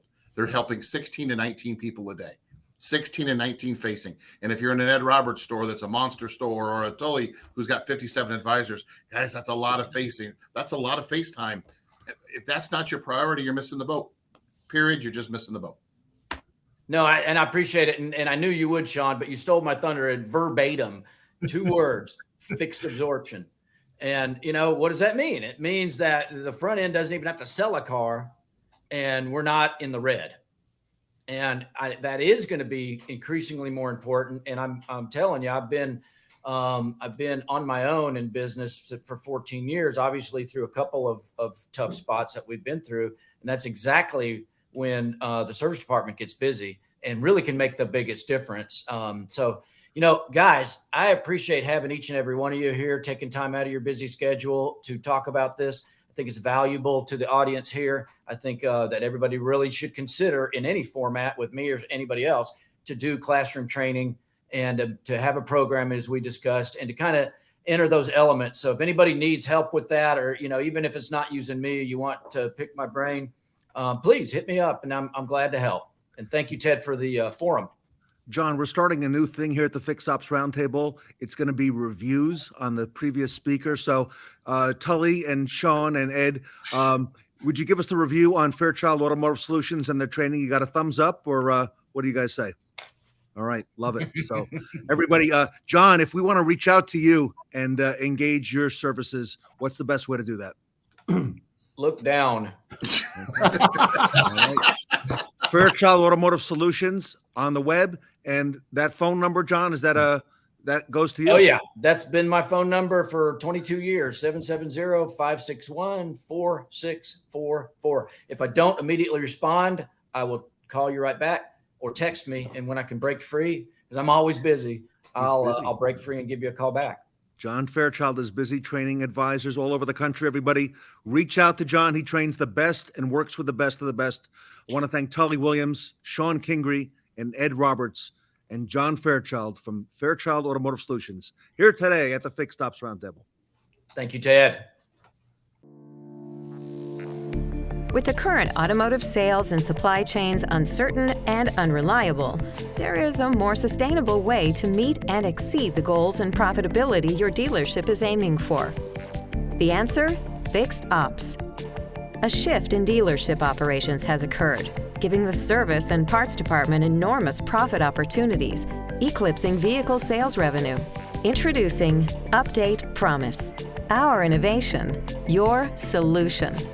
Update Promise has the solutions to bring your fixed operations to their most efficient and profitable potential. Offering an all-in-one state-of-the-art product that combines online appointment scheduling, tablet vehicle check-in, AI-driven communication with status updates utilizing text messaging, multi-point inspections with video and photos, mobile payments, plus so much more. Well, there's a few different aspects.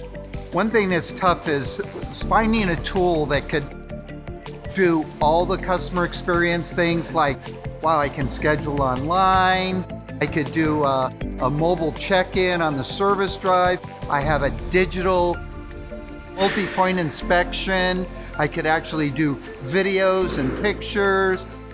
At Update Promise, we recognize dealership operations are just as manufacturer-driven as they are customer-driven. So in order to be successful, we start with a customer-centric approach to build consumer confidence. We do this by shifting behaviors and technology to better connect dealerships to their customers, giving them an elevated experience beyond a birthday card or a phone call. Update Promise makes it simple and easy for the store to communicate with the customer, which provides an upfront, transparent transaction that is completely new to the service department. I think since we've implemented Update Promise, I think it's really just streamlined the process and has made it super transparent, and it's easy to talk to your customer, talk to your technicians, and just overall have better communication instantly versus having to wait. You can text someone, call them. I mean, it's just a lot easier and it streamlines the whole process.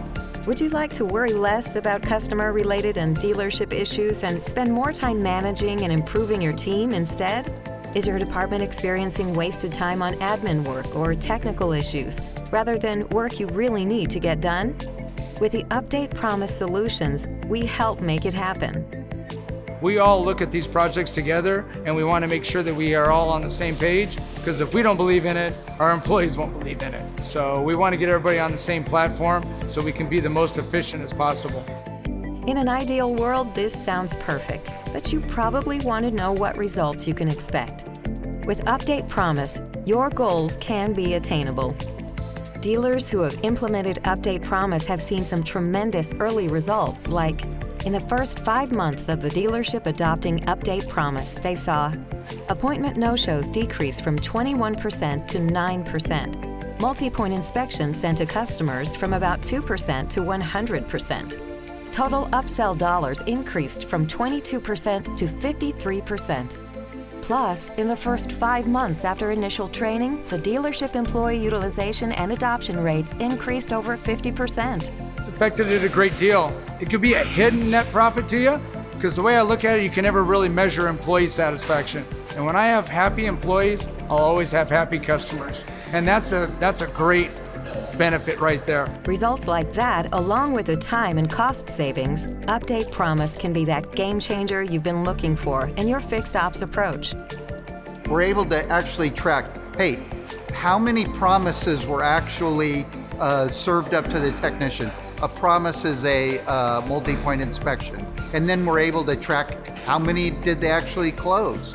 And then how many of those actually had media? How much of that media actually made it to the customer? How much of that media was actually opened and received by the customer? Well, that is powerful. Visit updatepromise.com or speak to one of our consumer experience experts and find out how easy it is to start your service center on the path of maximum profitability. Update Promise. Save time, save money, improve bottom line.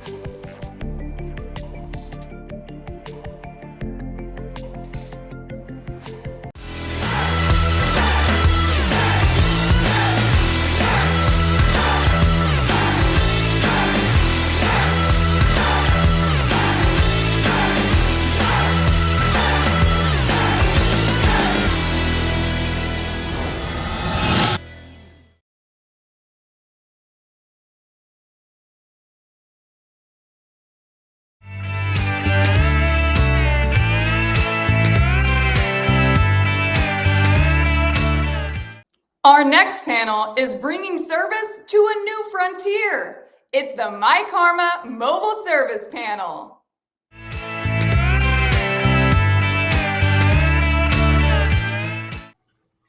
Welcome back to the Fixed Ops Roundtable. It seems like mobile service is the new Wild West, and we can all relate to all the things happening in our industry. Mobile is a big part of that. I want to welcome back the esteemed mobile service panel with Mark Mickens from ES3, Ed Roberts from Bozard Ford Lincoln, and Robert Stage with Stage One Mobile Diagnostic in Ohio. Gentlemen, welcome back to the Fixed Ops Roundtable. Thanks for having us, Ted. It's great. Thanks, Ted. Glad to be here. Thanks, Ted. You gentlemen have put mobile on the map. I don't know any other way to say it. I hear so much about it. I hear so much about this panel, and you've taken it a long way. And, here we are. Mark, we're at the end of January and coming into February now. And, I know you have heard a lot of the discussion as to how does a dealer make mobile work? Mark, I don't want to ask you how it pencils because I know you heard that question a lot of times, but I understand it requires a lot of thinking out of the box. And I want to talk to you gentlemen today about that. And Mark, if you don't mind, maybe I'll come over to you first because I know you've heard a lot about it. And rightfully so.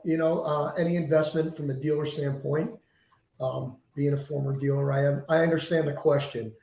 Our particular rollout, the manufacturer we're working with, Mercedes-Benz, I'm involved in the rollout at a dealer level most of the time, and that's the number one question. And I certainly understand that. Whenever you're going to invest in something that you're really not sure what the return on investment is, that's always the big question. But we encourage people to think outside the box, to look at some things that have worked for other people like Ed and Robert.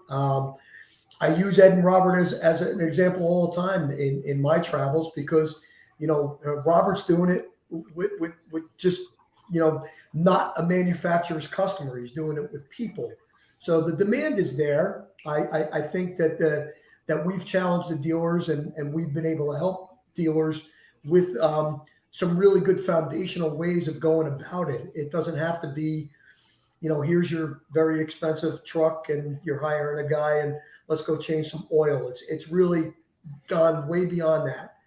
The particular manufacturer I'm working with right now, Mercedes-Benz, is rolling out. We'll have fully 8 rolled out models by the end of 2024 when it comes to EVs.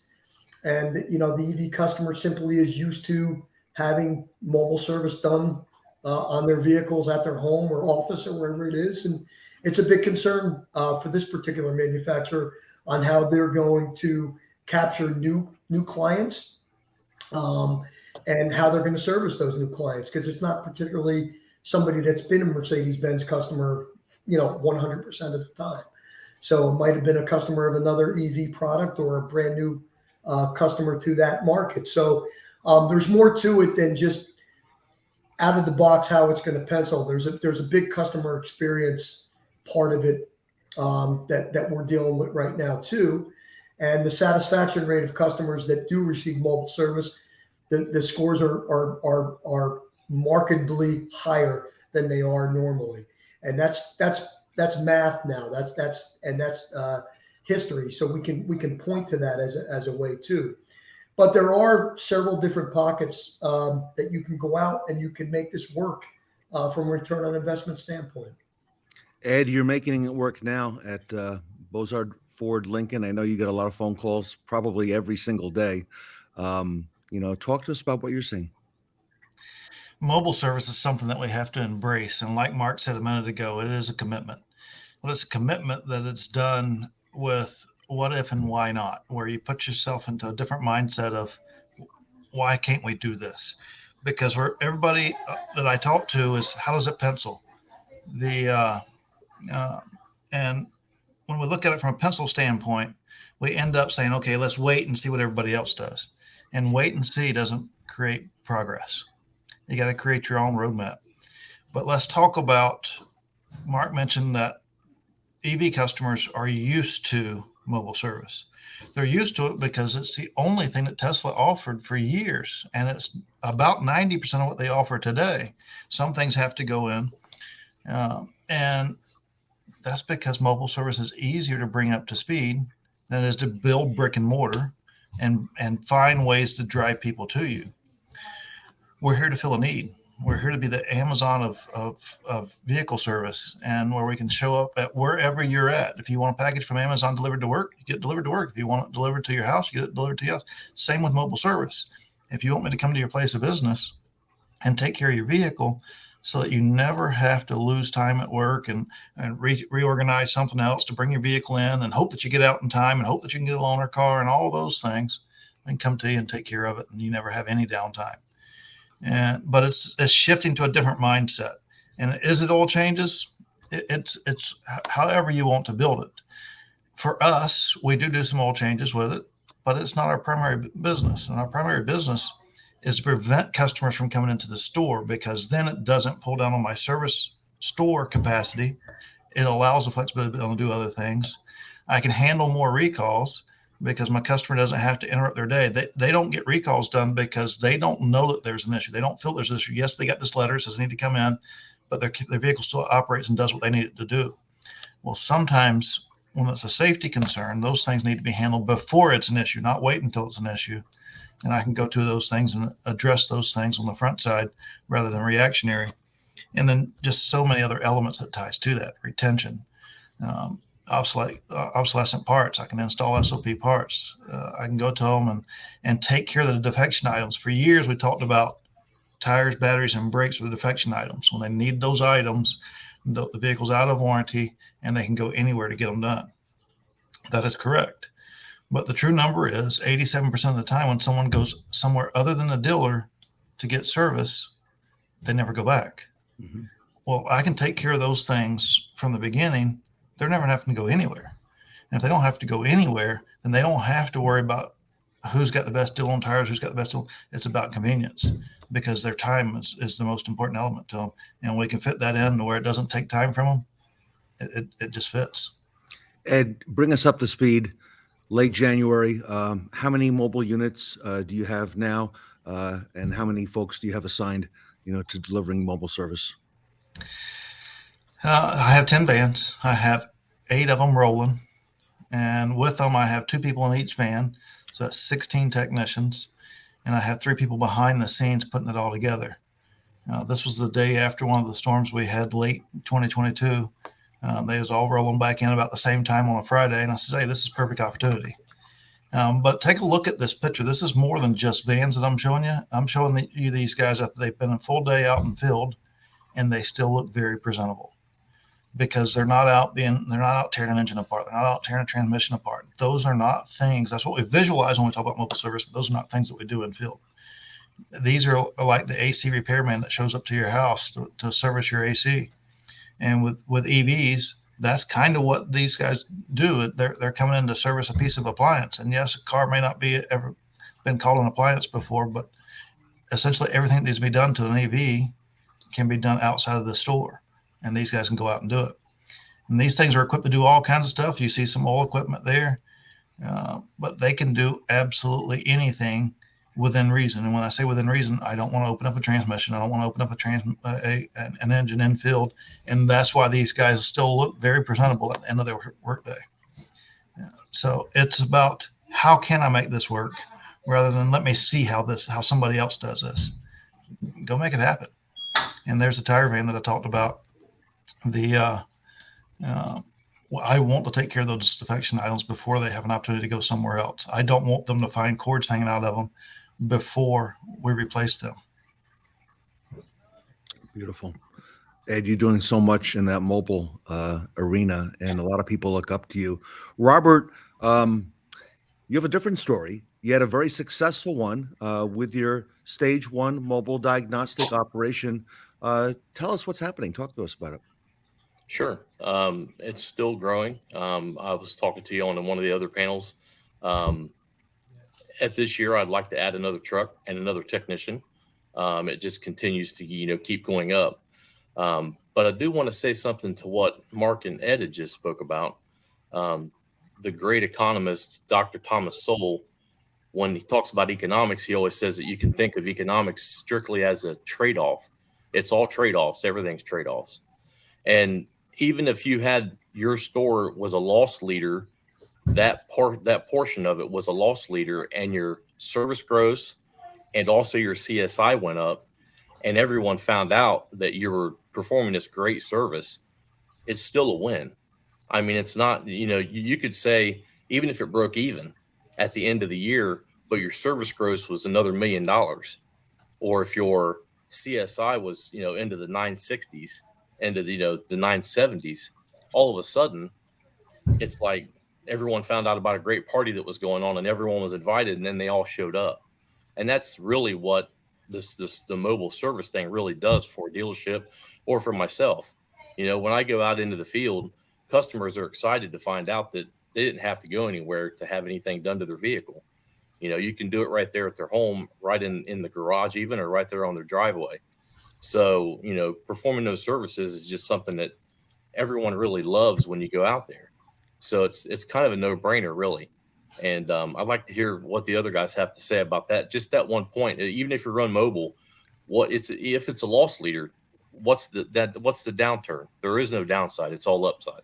No, there's not. The immediate, when I was still in the store, the immediate reaction from someone was, "Oh, you can do that, and you can do that at my home," right? So it is a loss leader in some cases. You're correct about that, Robert. But I want to follow up on one thing that Ed had touched on, because it's something that we're challenging our dealers when the pencil issue and why issue comes up, and that's capacity.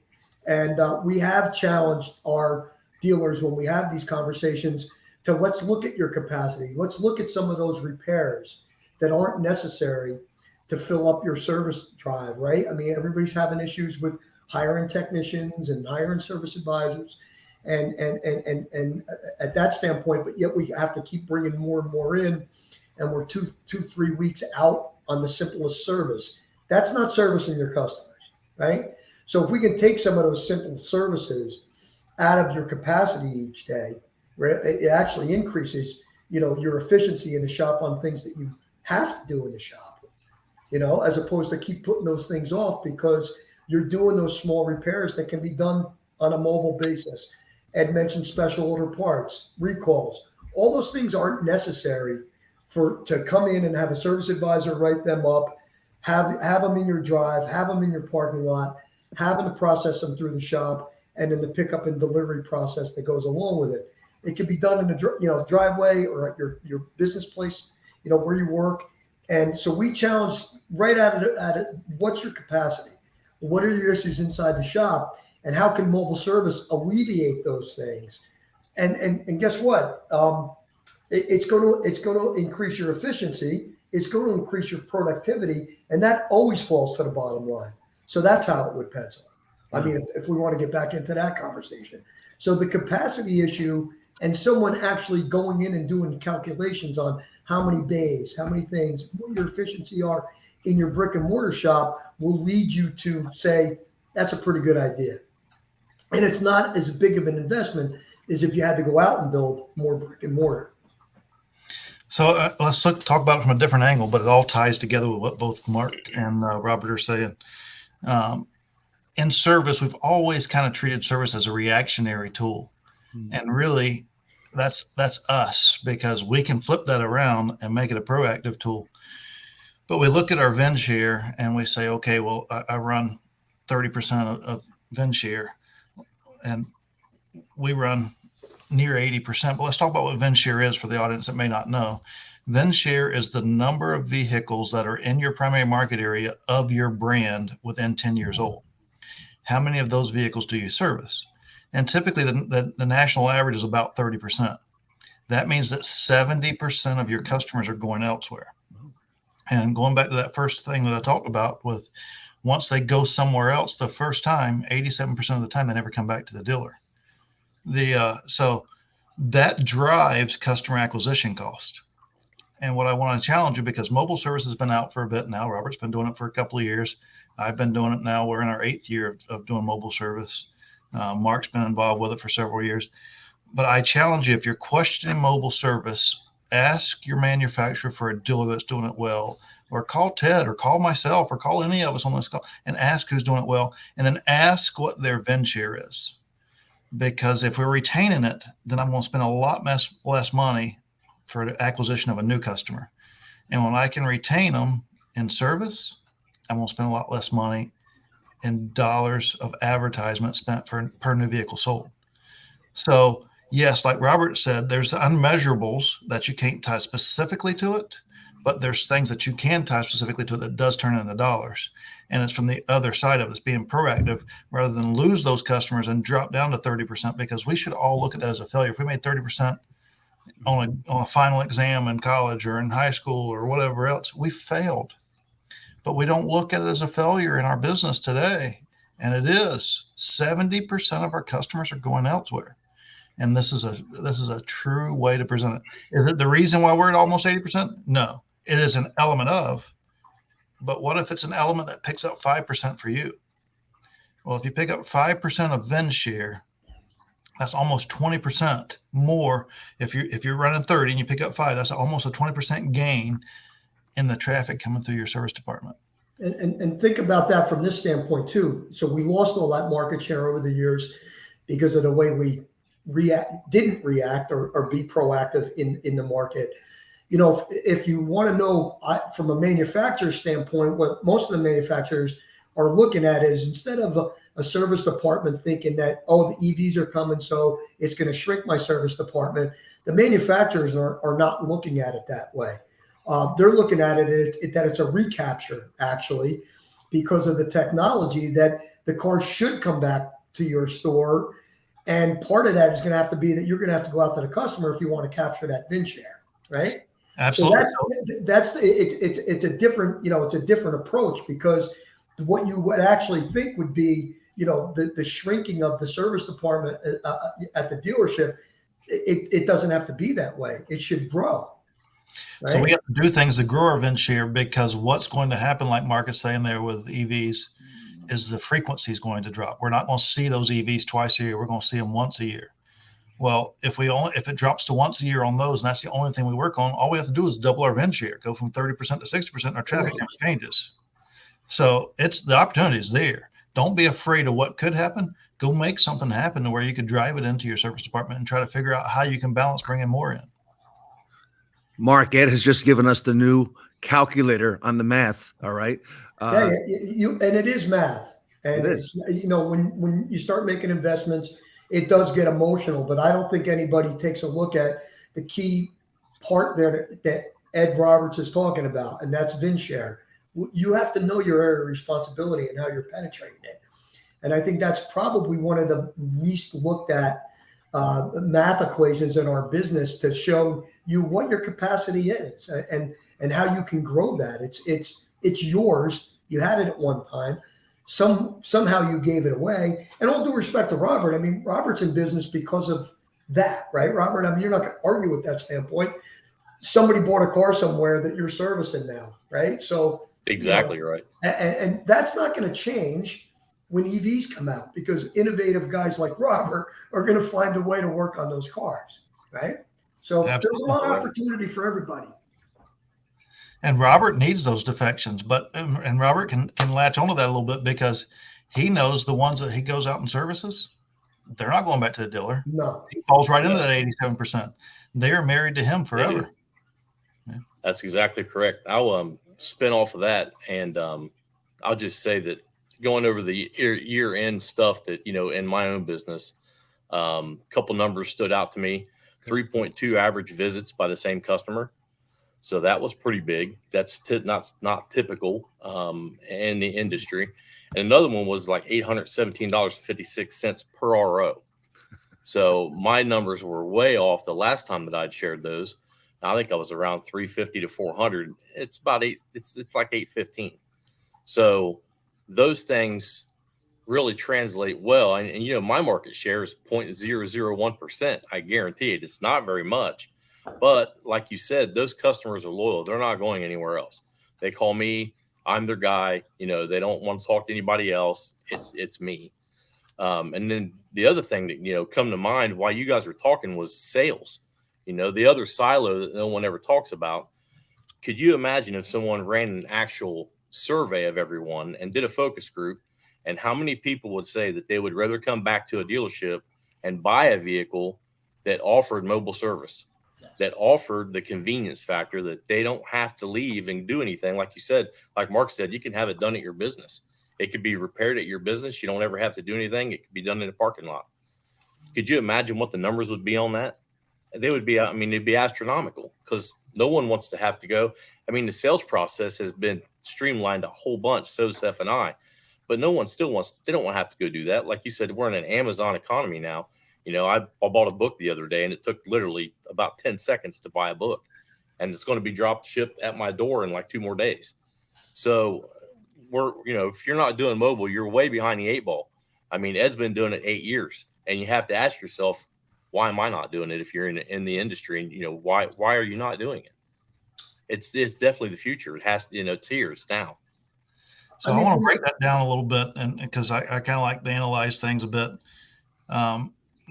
Our VIN frequency, the national average of VIN frequency is 1.8 times a year. That means that the customer comes in almost 2 times a year. For us, it's 2.1.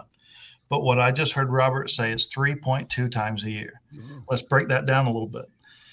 We look at a closing ratio here when we look a vehicle over with MPI, and we measure the closing ratio of each, all that stuff.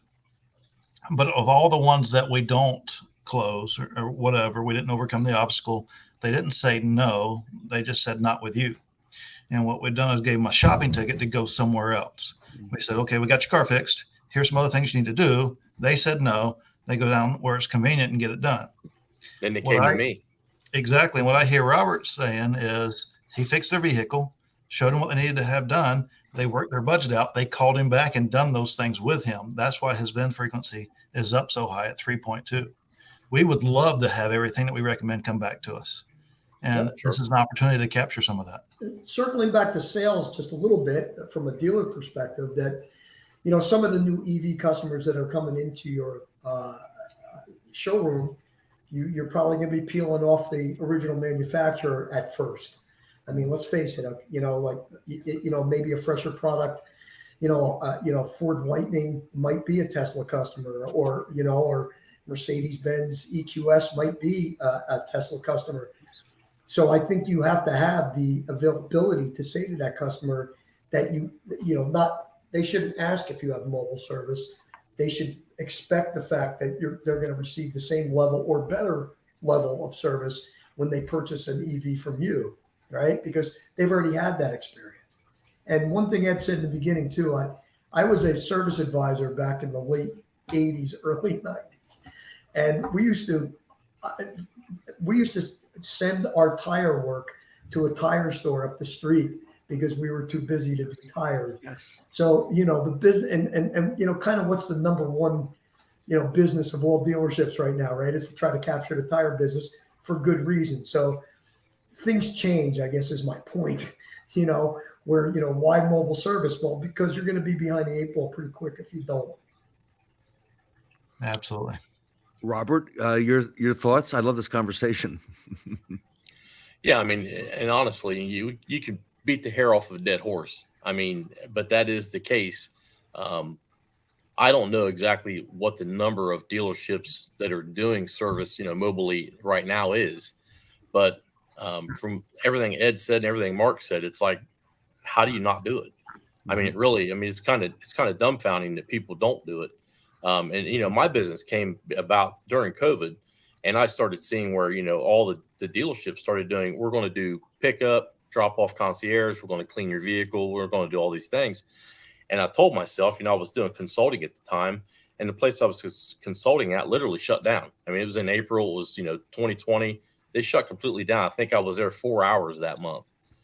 So it's like, what are you going to do? And literally because of COVID, I'm doing what I'm doing because I said, well, if the dealer is going to do that much more, I can do one more step past that and actually just go to the place and fix the vehicle. So, I mean, like I said, it's crazy that someone wouldn't want to do this. Even like I said, even if it breaks even if you're negative 10 grand every year, you're still ahead in your CSI and your sales and your service gross. It's like, why would you not do it? Ed, let me come back to something you said earlier in the panel. At the last Fixed Ops Roundtable, I believe it was, you gave us the phrase trip value.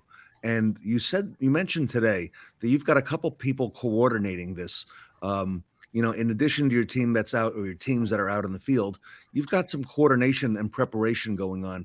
Ed, take us through a little bit of that, if you don't mind. Who are they? What do they do? And how do you go about that? So I still do not advertise mobile service on our website because we keep it booked. And I have 8 rolling. I got 2 more that's ready to go in process, but I need people for it. And I'm building those people. We're growing them. And then we'll get those out in the first part of this year. But the other 3 that's behind the scenes, I have a parts person tied to them. I have an advisor tied to them. And then I have somebody else who'll do various different things or kind of pick up the loose ends. But let's talk about what the advisor does for them. The advisor coordinates their day and they coordinate it through some software, and they don't have to come into the store or whatever else.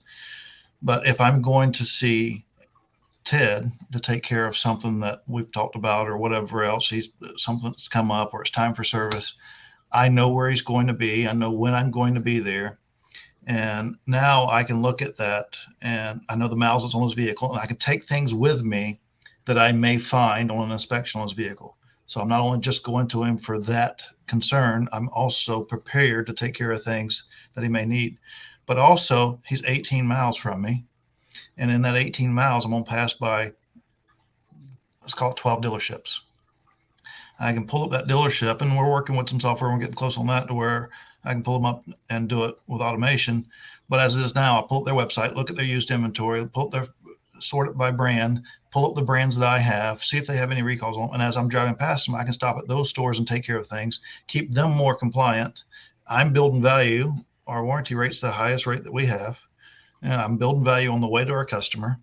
If I get stuck in traffic and I need to pull some of that time back, I can go straight to Ted and then come back and catch those dealers on the way back. There's all kinds of things that we can do to build trip value. But to go out and stare out a windshield, stop at a customer's house, take care of the concern that they called you for, and leave and go to yes, it gets tougher to pencil, but there's so many ways to get creative and build value to where this thing pencils fairly quick. And not only that, but then you reduce your customer acquisition cost. You increase your VIN share. You increase your frequency. There's just so many things that ties to it. And then what we haven't talked about yet with value is when I go to Ted's house and I take care of his car, his next door neighbor with a Nissan Maxima saying, hey, what you guys doing? Can you service mine while you're here? And yes, and that's what that third person can do. They can run a part out while we start the service and go ahead and take care of that while we're there. And guess who that person's coming to when it's time to replace that vehicle? Somebody that they know will come to them with mobile service. And, Ed, from a Ford perspective, that's, the quick lane model is to own the garage, right? So Exactly. you can own the garage on a mobile basis too. When we had tire service, I didn't care if I was going out to change a set of Mercedes tires. I can do your BMW also. So, it's about owning the garage too, and you will grow that. I mean, because you can. So that's another opportunity that I don't think is very well looked at. Just want to touch on one thing that Ed's saying there too. Focused employees also. I found, though, now doing what we're doing from a dealer recommendation standpoint is you have people that focus on this business. If you want it to be successful, you can call it what you want. We have a couple buzzwords that we use, but somebody that's going to be responsible for mobile service and the appointments and the routing and using some of the software that's out there that's great for mobile service and just it's a business, right? It's a separate business, and you really can't expect your current service manager or fixed operations manager to look outside the dealership and run this. They can oversee it, but you need somebody that's going to be dialed in on it every day if you want it to be successful. Somebody's got to own it. Absolutely. Robert, we got a couple really sharp dealer operators here. But not every dealer operator talks like this, Robert. And, that helps keep Stage One Mobile growing and in business. Absolutely. The things that popped into mind as they were talking, passion and competency. Yeah. And those two things are lacking severely in any workplace any longer. It's not just in dealerships. It's kind of everywhere. It's in corporate America. It's everywhere. But like Ed was saying, if you can get the person that's going to be out there to really own that they're a service director, they're the person that this is on. And it does take off a little bit and alleviate some of the pain points of the service director himself. But it's like you have to be able to trust your people that they're going to operate and at a high level and do the things that they need to do. Everyone needs to be Tom Brady. That's the point, is if you can train everybody, get them to a certain level and get them out into the field, I mean, it's a win-win for everybody. Everyone, great job. We're going to leave it there. Leave the audience wanting more, and there's a lot more. Everybody, if you want to reach out to the best of the best, okay, the A-list of mobile service, they're right here. Mark Mickens, Ed Roberts, Robert Stage. They're all on social media, easy to find, and of course here through the Roundtable as well. I want to thank myKaarma for sponsoring this panel, the mobile service panel. Mark, Ed, and Robert, we're off to a great start. Thank you for all you do for the industry. And I can't wait to see what happens in the next couple of months with mobile and what we come back and talk about, guys. Good luck, everybody. 23 Thanks, is Ed. the year. Appreciate it. Great job. That's right. Everybody, Mark Mickens, Ed Roberts, and Robert Stage here today at the Fixed Ops Roundtable. Can Ardway service customers easily connect with their service advisor using a single number? Why would we need that? Ardway reception. Wrong department, let me forward. Parts department, you need service, let me forward you. Ardway sales, where the answer is always yes. Oh, no. You have the wrong department, let me transfer. Ardway service. Hello? Must not have been important.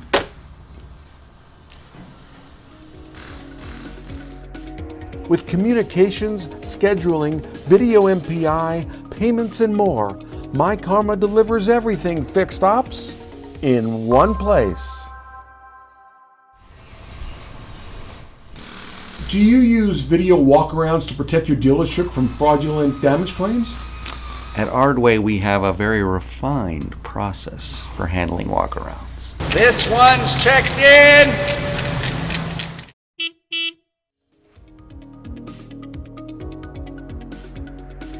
With communications, scheduling, video MPI, payments, and more, myKaarma delivers everything fixed ops in one place.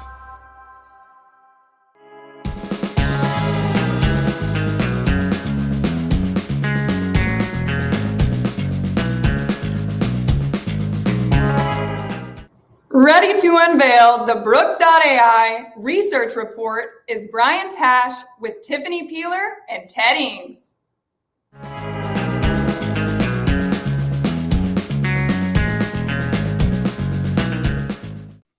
Welcome back to the Fixed Ops Roundtable. It is a great honor to welcome back Brian Pasch and Tiffany Peeler to the conference. Brian and Tiffany, welcome back to the Fixed Ops Roundtable. Thanks, Ted. Hi, Ted. Nice to see you again. I'm excited to be back. Excited to have both of you, Tiffany. I know. Brian was on the conference just 2 months ago. Brian, the weather is still cold here in New Jersey. And very warm in Boca Raton. And I do follow your lives, so I enjoyed them and appreciate them as well with the warmer weather.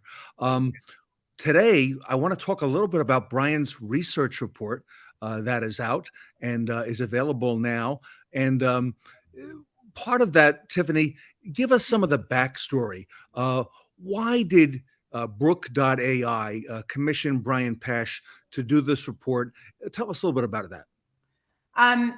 Yeah, so I think the reason that we really wanted the report to be done by a third party, and especially to be done by Brian and his team, is because we wanted it to be honest.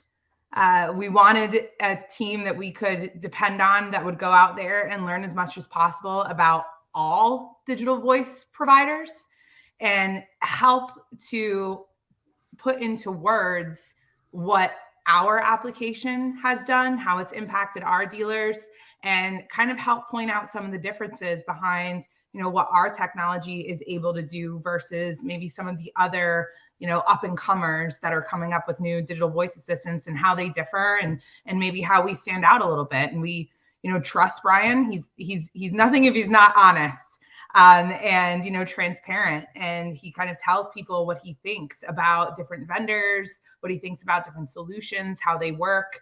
And so we trusted that he would, kind of tell it like it was, and be honest with his readers on what they found during the research project. So that was the biggest reason. And Brian, why do you think this topic of digital voice assistants is so top of mind right now for our industry? I think there's probably three factors. Number one, dealers are looking for ways to be more operationally efficient. And that includes looking at their largest investment, which is their labor costs. Number two, with the Great Resignation or the silent resigning, I think it's harder for dealers to fill jobs in the BDC with stability, with excellence. And number three, with some of the OEMs move to consumer direct sales, customer retention, and creating a memorable experience at the local dealer level plays into dealer thinking. And what Brooke does is really nails all three of those points with operational efficiency, greater customer experience, and higher profits. This should be news to most dealers' ears. And Brian, Tiffany mentioned that they commissioned Brian Pasch to do the study. If you'd give us a little bit of the backstory from your perspective, why did you agree to do the research on Brooke.ai specifically? As she mentioned, there are likely other providers out there. Why Brooke.ai? Sure. So, when we do research under the BPE, Brian Pasch Enterprise Research Division, we only release a few research reports a year. They take a lot. They take months to put together.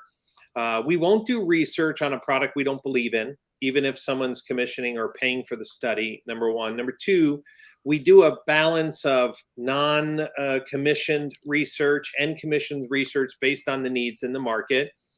And when we took a look at what Brooke has been doing, and as we've talked to dealers who were like, hey, man, this is a really hot product. This is a hot product. I was like, we got to look into this. So at the Automotive CXO Network, this is a group of large dealer groups that I manage. This started to come up, digital voice assistants. So I kind of use the dealers' buzz to make sure I'm always staying up to date. And when Proactive Dealer Solutions reached out to me, it was the first time we ever talked business together, research. And it was really a great marriage. Our chief researcher, Beth Braswell, did a great job working with their team, talking to dealers, getting data and statistics. So the research report isn't fluff. It has actual dealer quotes, actual dealer data, functional descriptions of what Brooke does and what the future looks like for DVAs. And Tiffany, the report is out. It's out now, right? Yes, came out January 11th. It was wonderful. Brian and his team did a wonderful job. Beth is just a pleasure. And he's not lying. They were very thorough. Yeah. So we're excited for dealers to read it. All right, Brian. So give us a little information on that. What stood out to you in the report, and what were some of the things that you folks found? Yeah, so I think that most dealers who have maybe say more mature BDC, there is some ego there, like, hey, our BDC is doing a great job, or we're and I think what we found out is that you only know what you know. And when dealers implement Brooke, they see a number of things that are just kind of eye-opening. Number one, the number of appointments that are being set can go up 100%, 150%, even 200%. But what it also, I think one of the big revenue opportunities, one dealer group in the report, was $533,000 of additional service revenue booked by outbound callers in their team, because what Brooke did is took those repetitive, easy, I call low-hanging fruit calls off of their BDC. And, that's a $6 million gross revenue swing for a particular product. And I think that's important. I think another highlight of the report is that there is some political or initial pushback by BDCs. Are like, hey, you're bringing in AI. Does this mean my job is going to be replaced? But the truth is that dealers know that there's not enough outbound calls being made. We know that. Lapse service, decline service, and most dealers are willing to pay more for an outbound phone call that results in service revenue than just taking an inbound layup call. So what it ends up doing is, once the BDC agents understand how Brooke works, it actually means more revenue in their pockets, which means greater stability, maybe greater longevity, a better work balance, a better scheduling balance. It's like a ripple effect. So it's not just the DVA for that, it's the impact it has on people's lives and the bottom line of the dealership. Wow. And Tiffany, it's those outbound calls that we want to be able to free up the staff to be able to make in the retail situations. Yeah, absolutely. I mean, this is something as a company that's kind of built on training and consulting and implementing successful service BDCs in stores or groups. I mean, that's something that we have pushed for 23 years.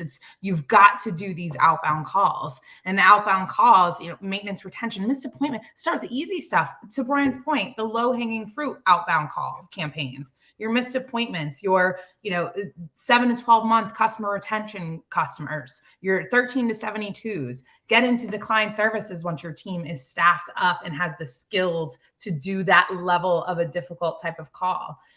So that you can really reach out to your customers and pull them back into the service drive. You're not relying it on them or that one experience from an inbound call and coming in to come back next time.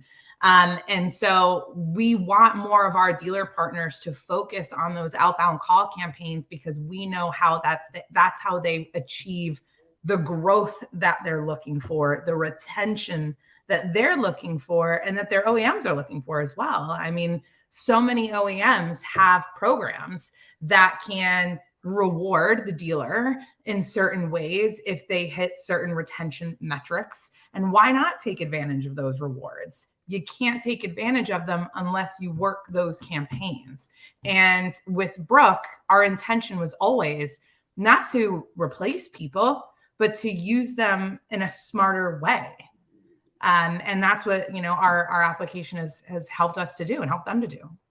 And Brian, something that Tiffany just mentioned earlier was the foundational piece of proactive already being in this retail business for a long time and understanding that space. Was that also, included in the findings?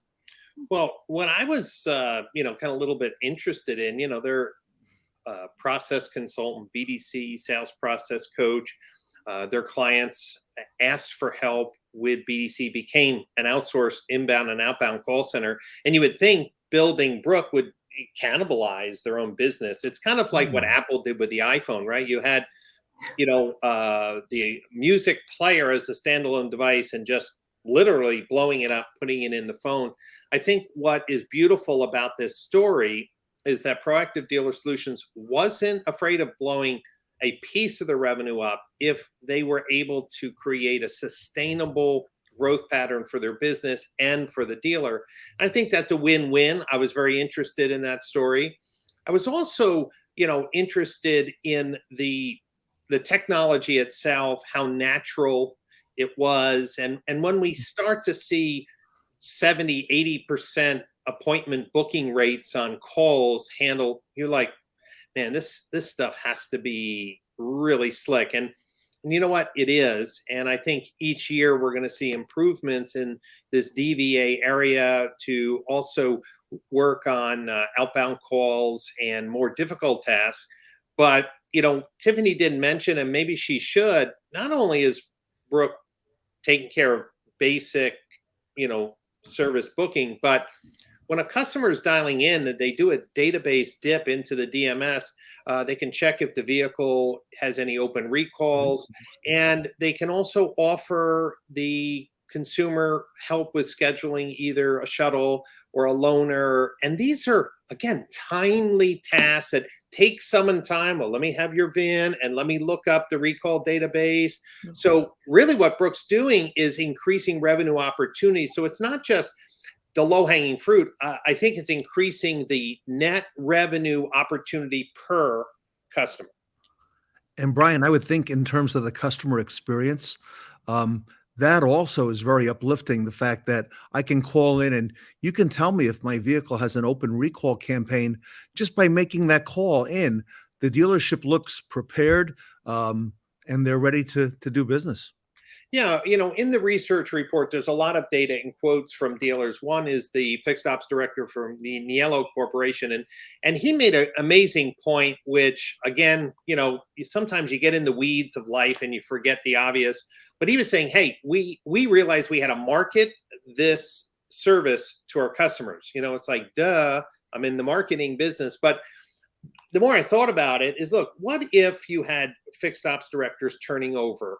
What if you were understaffed during COVID? What if in the last 2 or 3 years you've had a diminished service experience? Wouldn't it be great to go into the market, social media, OTT, saying, look, we've listened to our customers. You can book service 24/7. We'll check automatically if you have any recalls. You can automate your transportation 24/7. Just call us and talk to Brooke. I mean, think about that. How much revenue could be recouped that the marketing really goes, wow, yeah, I did have a bad experience. I was thinking of going to this other dealer, or I was thinking about going to an independent. But now that they got this, 24/7, and so I want to make sure any piece of technology that changes the customer experience needs to be marketed. Banners in the showroom, right? Reminders in the service drive. Like this. Thanks for booking with Brooke. Next time, please book again. Like this positive reinforcement, I think is so important that maybe would be missed with this very, very disruptive technology. Yeah, I love that Brian just brings this up, because this is like a hot button for me, because it's so important. And again, I liken it to 10 years ago when we were introducing BDCs. We had to educate the customer on why to feel comfortable booking with this person, this department. And this is the same thing. We just need to educate them. Hey, we've noticed that our hold times have gotten longer. We've had a difficult time getting to the calls. Great news. We just got this great technology. You can call, you can book your own appointment. Don't worry. If you need to speak to someone by name, if you need to be transferred for whatever reason, just tell the tool and you will be transferred straight to whoever you're looking for. And, to take it one step further, stores who are really being strategic with it, sending out a marketing email. Thank you for your visit. Like next time you need to book, call this number or whatever the case is, and getting the customer to funnel right back into Brooke. It can be really a tool that they can leverage in so many different creative ways. Text campaigns, put the Brooke number in there. There's so many opportunities and ways that dealers can take advantage of the technology that can really help them accomplish their goals. We just need them to communicate what that is, and we'll help them use the tool the right way. Brian, any closing thoughts on the findings? And again, I would imagine, Brian, there's probably a lot more service calls that come into the dealership than most anything else. Yeah. And again, the research report is rich with data. About 3 out of 4 calls are for service. Over 88% of all paid search calls from Google are for service. So, you only know what you know until Brooke exposes gaps in your service scheduling logic, your availability during peak times. And here's what I'm just going to close with. If they go to brianpasch.com, just scroll down on the homepage, they will see a research report icon for Brooke. Just click on that and they will have the entire full color PDF emailed right to them.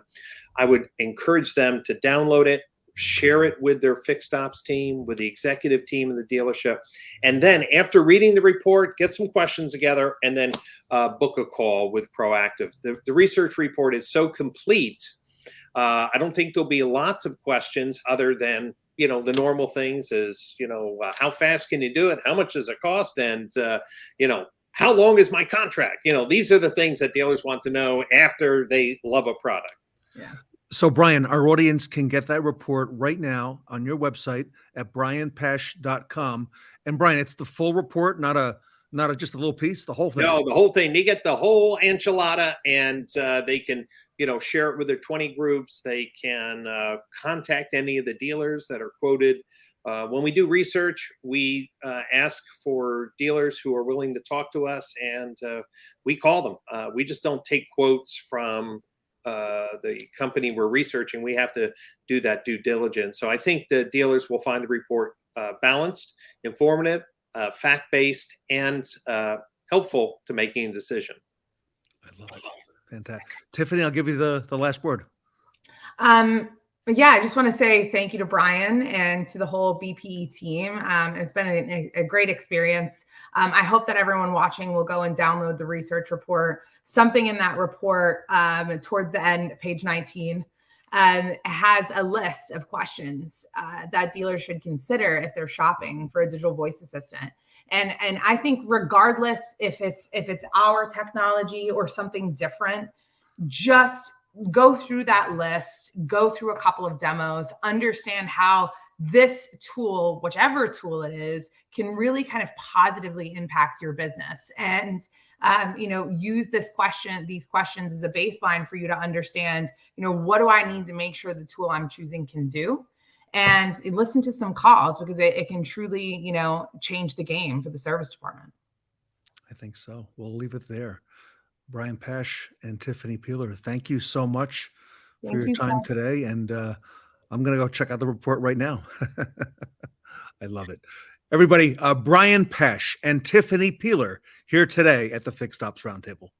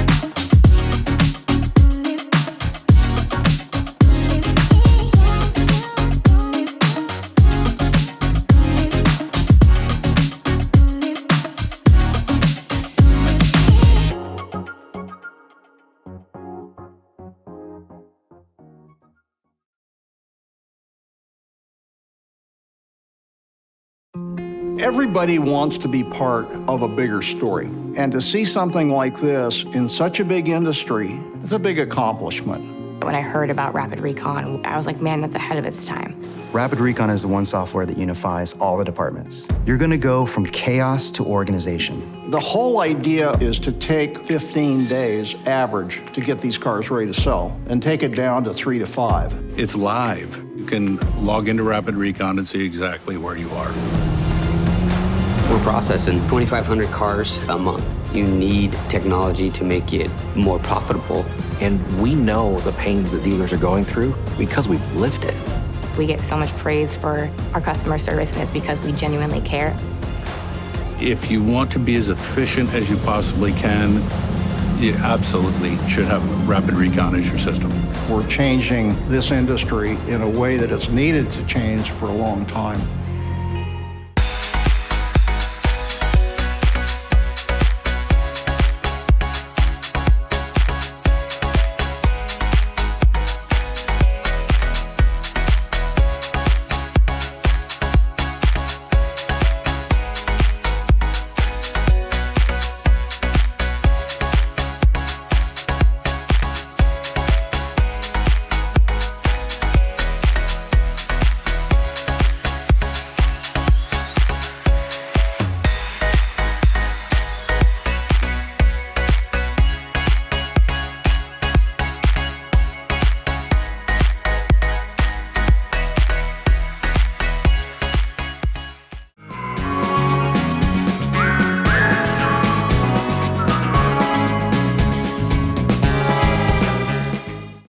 Up next, we've got the Acceleration of Change panel with Brian Kramer, Steve Greenfield, Steve Woessner, and Ed Roberts.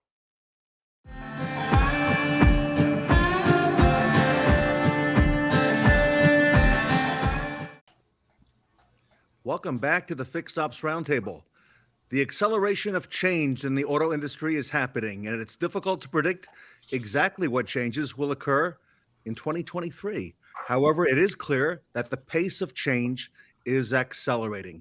With us today are an all-star panel, including Steve Greenfield of Automotive Ventures and the author of The Future of Automotive Retail, Brian Kramer of Cars.com and AccuTrade, Ed Roberts of Bozard Ford Lincoln, and Steve Woessner of Blue Ocean's Global Consulting. Gentlemen, welcome back to the Fixed Ops Roundtable. Thank you. Thanks for having us. Thank you. If it's all right, Steve Greenfield, I'll kind of start things off with you today. Steve, can you paint a picture of how you think our retail auto industry will change over the next 5 years? And are there some things that you feel we're not fully understanding or appreciating by our industry just yet? Well, Ted, first, thanks for having me. It's exciting to be back, especially with this team on the call today. It's a bit of a loaded question because I just wrote a book about it. It would take a long time, but glancing across the highlights, I think what you said resonates with me. I think we're going to see more change in the next 5 to 10 years than this industry has seen in the last 100. And I think it's across, redefining the way that we sell cars, that we service vehicles, and even the experience the consumer has during the lifetime of ownership of the vehicles. I think that the big things that come to mind right now that we're seeing play out in real time, one is sort of the redefinition of the relationship between the manufacturer and the dealer, which is accelerating at a greater pace outside of the US, but definitely the manufacturers are probing the boundaries of how much they can flex that relationship with their franchise dealers. Number 2 and 3, I would say, are related, both having to do with the connected car. One, over-the-air updates is going to start to disrupt some of the existing service, warranty, and recall work, where we're going to be able to push software updates to consumers' vehicles, and they're going to be able to avoid coming into the dealership entirely.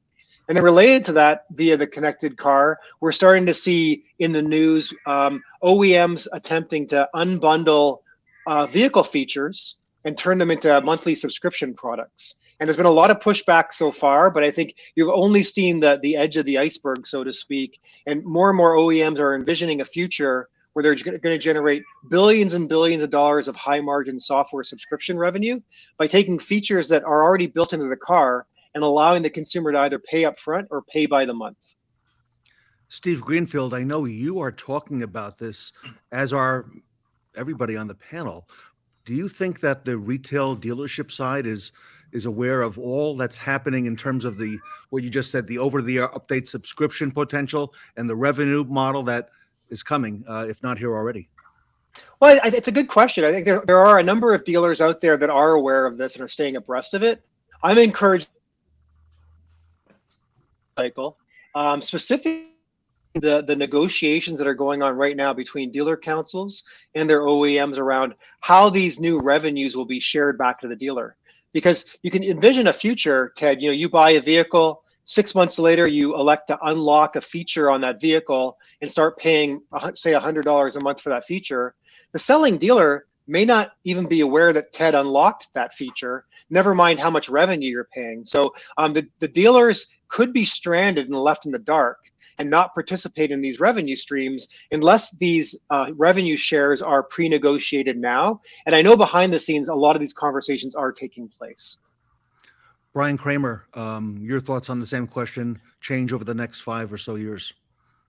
Well, obviously, I agree with Steve on everything that he said. I think that a lot of what he said is happening right now. I just don't know that everybody's completely aware of it. There's vehicles that are being taken in on trade that have some of those subscriptions unlocked, and not everybody's as familiar with those vehicles as they should be. The regulations aren't in place in order to disclose on a buyer's guide what those subscriptions are and when they run out. I think West Virginia is ahead of everybody in the country when it comes to that. And I know that Mike Stanton from NADA has that at the top of his list on his guidelines. I think it's exciting, disruptive at the same time. It's, the way that I see it is it's the fourth screen of your tech stack. So you've got your monitor, and you've got, all, your DMS and your CRM and your service write-up tool and your appointment scheduler, your BDC stuff. But the car is actually, when it pulls up, from what I've seen, pulling the layers back, it's just a matter of connecting everything. That the car is actually, I just scheduled an appointment for my daughter's Toyota. And when I went through it, it had already had the mileage in there from Connected Car. And that's happening today. So all I had to do was just validate what the mileage is. And the more that we can integrate things like that, and it can personalize the experience to me, that where it knows what the trim level is. I don't have to memorize what the first 11 digits of the VIN are, so that it already knows what kind of tires are on there. So it can ping it the night before to have the tires ready in stock, so I don't have to come back the next day. I think that those efficiencies, as long as we unlock this in the right way, are going to be amazing for the consumer experience. Ed Roberts, same question, next 5 years, and as well as what you're seeing today. There's tons of opportunity out there for us. I agree with what both the guys are saying so far. The over-the-air updates, a lot of dealers are crying because and I am a dealer, but a lot of dealers are crying because there's a loss of revenue stream. Well, let's face it, over the last several decades, we haven't done a good job of focusing on service. Now that there's an element to take a little bit of service away, we want to say, hey, you can't do that. But there's ways for that to tie together, because I'm a fan of over-the-air updates, but there's several different ways we can do that. One, we don't want to necessarily do a safety update over the air, because if it doesn't get the complete, that's probably not the best thing for it to be out there. If it gets interrupted for whatever reason, Wi-Fi, vehicle has to go into use or whatever else. So that probably shouldn't be. But also it needs to tie in, as Brian was talking about with the connected vehicle data, it needs to tie in to where if there's an issue, and it can tie into our BDC and various different elements where we can look and say, okay, well, there's an update for that. Let me send this update to your vehicle, and I'll check with you tomorrow. And if it's still doing the same thing, then we'll get you in. But I don't want to bring in if I don't need to. And so there's opportunities for us to be proactive on doing some of those repairs, as well as prepare for predictive diagnosis as stuff starts to fail, where we can have parts available, like Brian said, and we have the right parts available, so that it's not a come in, let's check it out, let's order it, send you back out, then bring you back to get it done. Everything's here and waiting for you, so we can streamline it. Ed, I'm taking notes, and I got a new phrase from you just now, predictive diagnosis. That may become a big phrase. Ed, do you believe that your peers, going back to what Steve Greenfield and Brian were saying, in terms of the potential revenue stream that's coming from some of these software updates, are your peers aware of everything that's at stake, right now in early 2023? I wouldn't say we're aware of everything that's at stake, but there is a lot of noise out there, because customers feel like, if I'm paying for it to buy the vehicle, why do I got to pay for it to work? And those are some of the obstacles that we got to overcome going forward. but it's features that we can add to it, because we can send an software update to a vehicle for an option that it was never built with, but with software we can bring to it because different things come out and whatever else. So we can add features to it later on through the same things. I'm a proponent. I like technology. I embrace technology, and I look forward to those elements hitting. Steve Woessner, I give you credit for the foresight of putting this panel together. Your thoughts on the next 5 years and what's coming? Well, I think there's a number of changes going to happen, and the three guys ahead of me, obviously very knowledgeable, capable, and hit a lot of the high points. The one thing that I notice most is when you take a look at the biggest change that's coming, the biggest change is software. At the end of the day, it's software and what it can do in a car and what it turns your car into. And the major problem with that is, I see at both the dealership level and the OEM level, is the class of cultures.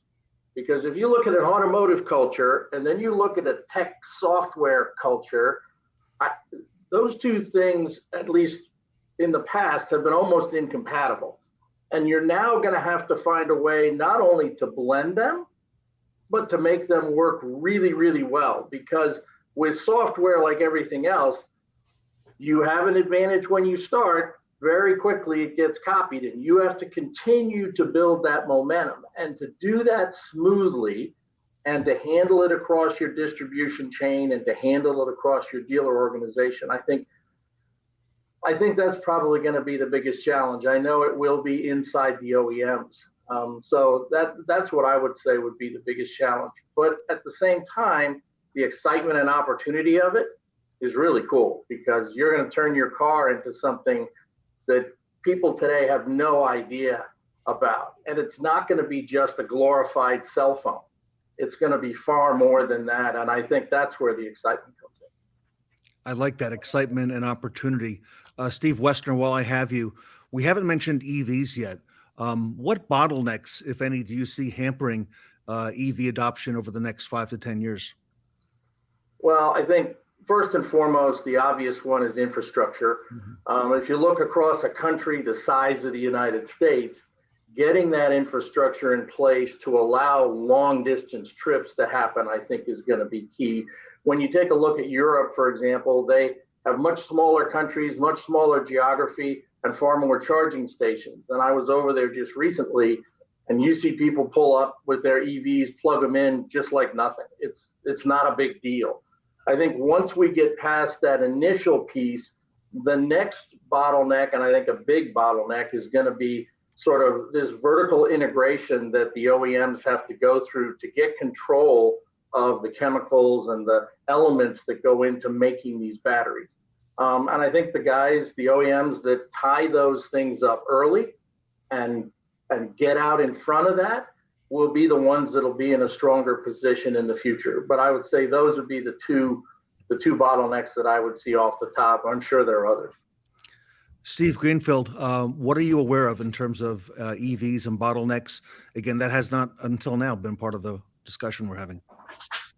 Yeah, I think Steve nailed it. The only thing I would have to add to him is really like this notion of the circular economy, right? Like, what are we going to do with these vehicles at end of life? Because even if we extend the warranty to 8 years on the battery or whatever it is, at the end of that, if the battery is only functioning at 70 or 80% of its capacity, which could be reasonably be the percentage, then it may be more valuable to reclaim that battery and use it for some other purpose, to take power from a solar array or use it in a household purpose or in a commercial purpose as a backup battery. And, what are we going to do with these batteries at end of life? There are, multi-billion-dollar valuation companies now that will pull apart the batteries and try to reconstitute those raw inputs back into the top of the supply chain, which will give us more energy independence from places like China, et cetera. But I think that what we don't want to happen is these batteries just get thrown in a landfill, obviously, and more work needs to be done to make sure that we have a specific plan at end of life. Brian Kramer, you opened a lot of eyes with a LinkedIn post just after the hurricane last fall, when you made the point, and I think there were hundreds, thousands of people commenting on your post about, maybe the infrastructure is not quite there on the EV side. And you made us all think, Brian. Your thoughts on possible bottlenecks?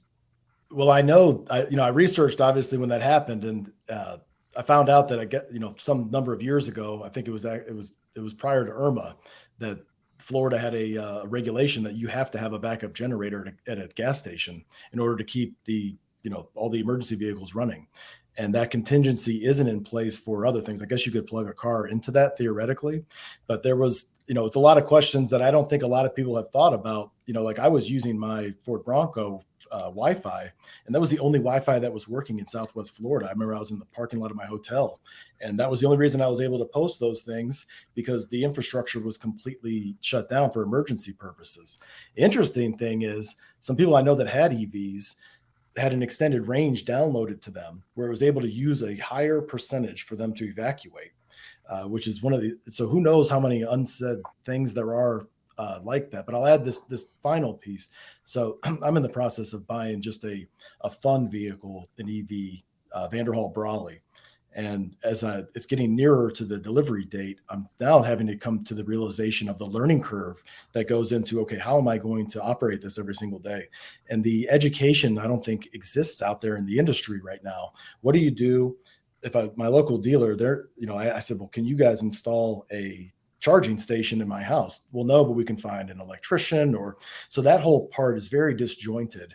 And I think that unlike a car dealership where you're selling prepaid maintenance and you're selling all these things, we're talking about, what's that do to a fixed operations with EVs?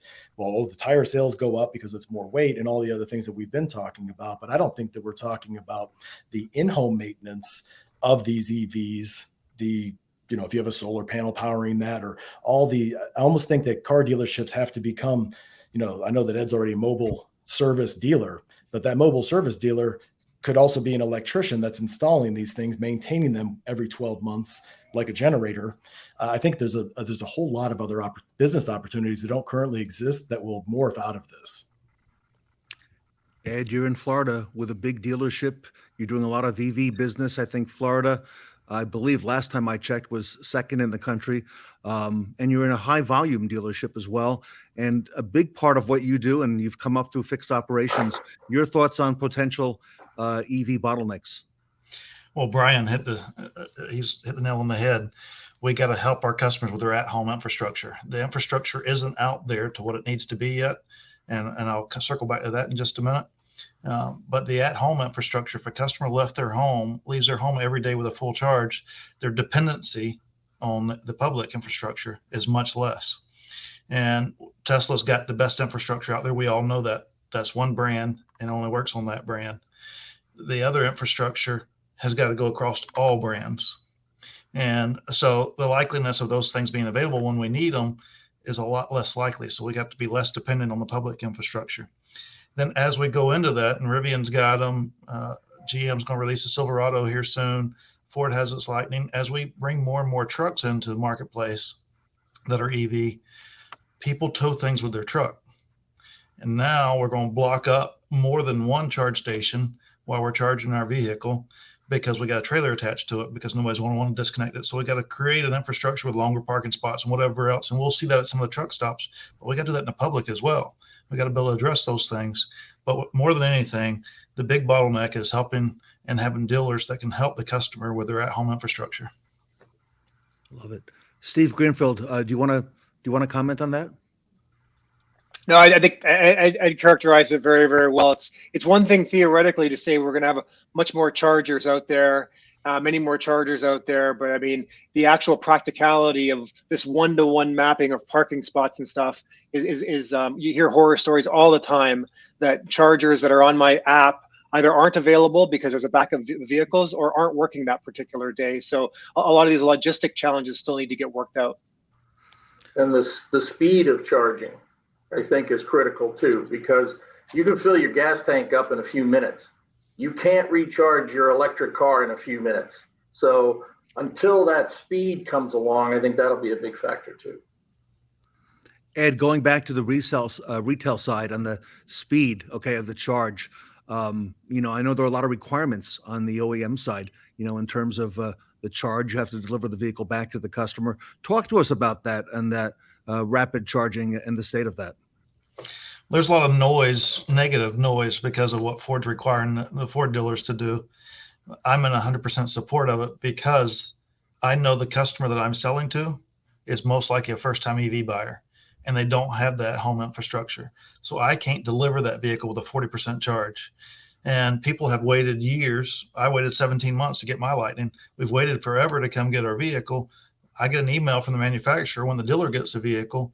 If the dealer needs it for a day and a half to charge it because they only have a 40 amp charger, then that's going to bottleneck at the store as well. So we at the dealer need to be able to charge these things with superchargers so that we can deliver these vehicles with 100% charge, and then also be the destination when they're in the area for whatever reason, because ultimately we want to be able to drive those customers back here. And when they come in for service, we want to be able to deliver it back to them with a full charge, and reasons to why buy here, reasons to why service here. Some of those things will still tie together. So I'm a fan of the superchargers. The infrastructure is a big old giant number, but that's average across the board, across the nation. Some places going to be a little cheaper, whatever else, but we need that infrastructure to be there. And Brian, I got to come back to you on that, because until recently, you, a very big, one of the largest Toyota retailers in the nation, you've led that and built that. What do you see on the Rapid side and the requirements there? Well, I think that there's a lot of education that has to occur, because there's a lot of people that have range anxiety, and they also don't know that they should take it down to 30, 40% before they charge it back up again. There's a lot of people that are taking it 20%, charging it. And if you're charging it on a fast charger, it's, putting big holes in that graphene mesh battery that is going to, very quickly deteriorate the life expectancy of the battery, which obviously are not cheap. So like when you're servicing it or putting an evaluation on it, to be able to diagnose that and be able to educate somebody that it's okay if they don't take it to 100% every single night, that they have to take down to a certain point in order to maintain the life of it. I don't know that everyone is equipped to be able to educate consumers at time of delivery effectively on that as of today. Steve Greenfield, a lot of these conversations all come back to software, and I want to advance the conversation to that software topic. Steve, what would you say? Is that end state software ultimately going to be the differentiator and the difference maker here in the car business? Yeah, I mean, I think we're seeing the manufacturers wrestle with this right now. I mean, the big tech players like Google and Apple want to own the dash and want everything to be very phone centric and port over the phone experience onto the dash. Whereas the legacy OEMs are fighting this. Some have embraced, CarPlay and Google Android, but many are fighting it. And as we all know, I mean, the old legacy navigation systems on vehicles, for the most part, can't live up to the innovation that takes place on the phone device. So I think we're seeing this play out. We're seeing in the news recently, automakers talking about the software-defined vehicle, how important this is going to be, not the least of which is the in-cabin experience. But we've also today talked about subscription products to the unbundling of vehicle features. We've talked about over-the-air updates. Software is going to become increasingly important as a point of differentiation for the legacy manufacturers. I'm concerned that many of these legacy manufacturers can't jump that chasm. And despite the fact that a few have announced that they're going to spend literally tens of billions of dollars around building out software competency, I think it's going to be very, very challenging. Remember, this is the same time that these legacy manufacturers are retooling their factories to make the move from ICE vehicles, internal combustion, to EVs. They're also in parallel undertaking huge initiatives to become more software defined. And I think it's going to break the backs of some of the legacy OEMs. I think some of them either aren't going to make it, or at least, a few years from now, going to retreat from even attempting the software, and they're going to have to circle back and outsource it to some of these big tech giants. Brian, let me come over to you. That same question on software, and then kind of dovetailing on what Steve just said. Will the industry become better or worse for those legacy OEMs over the next 5 to 10 years? I think they're going to fall into two different buckets. I'm currently working with many of them right now, and the things that they're working on are mind-blowing in terms of what they're doing to personalize the experience, to control the experience, and to make it more streamlined and make it more of a SaaS model that just enhances the human experience. I think that a big misconception is that everybody thinks that technology software is going to replace people with robots.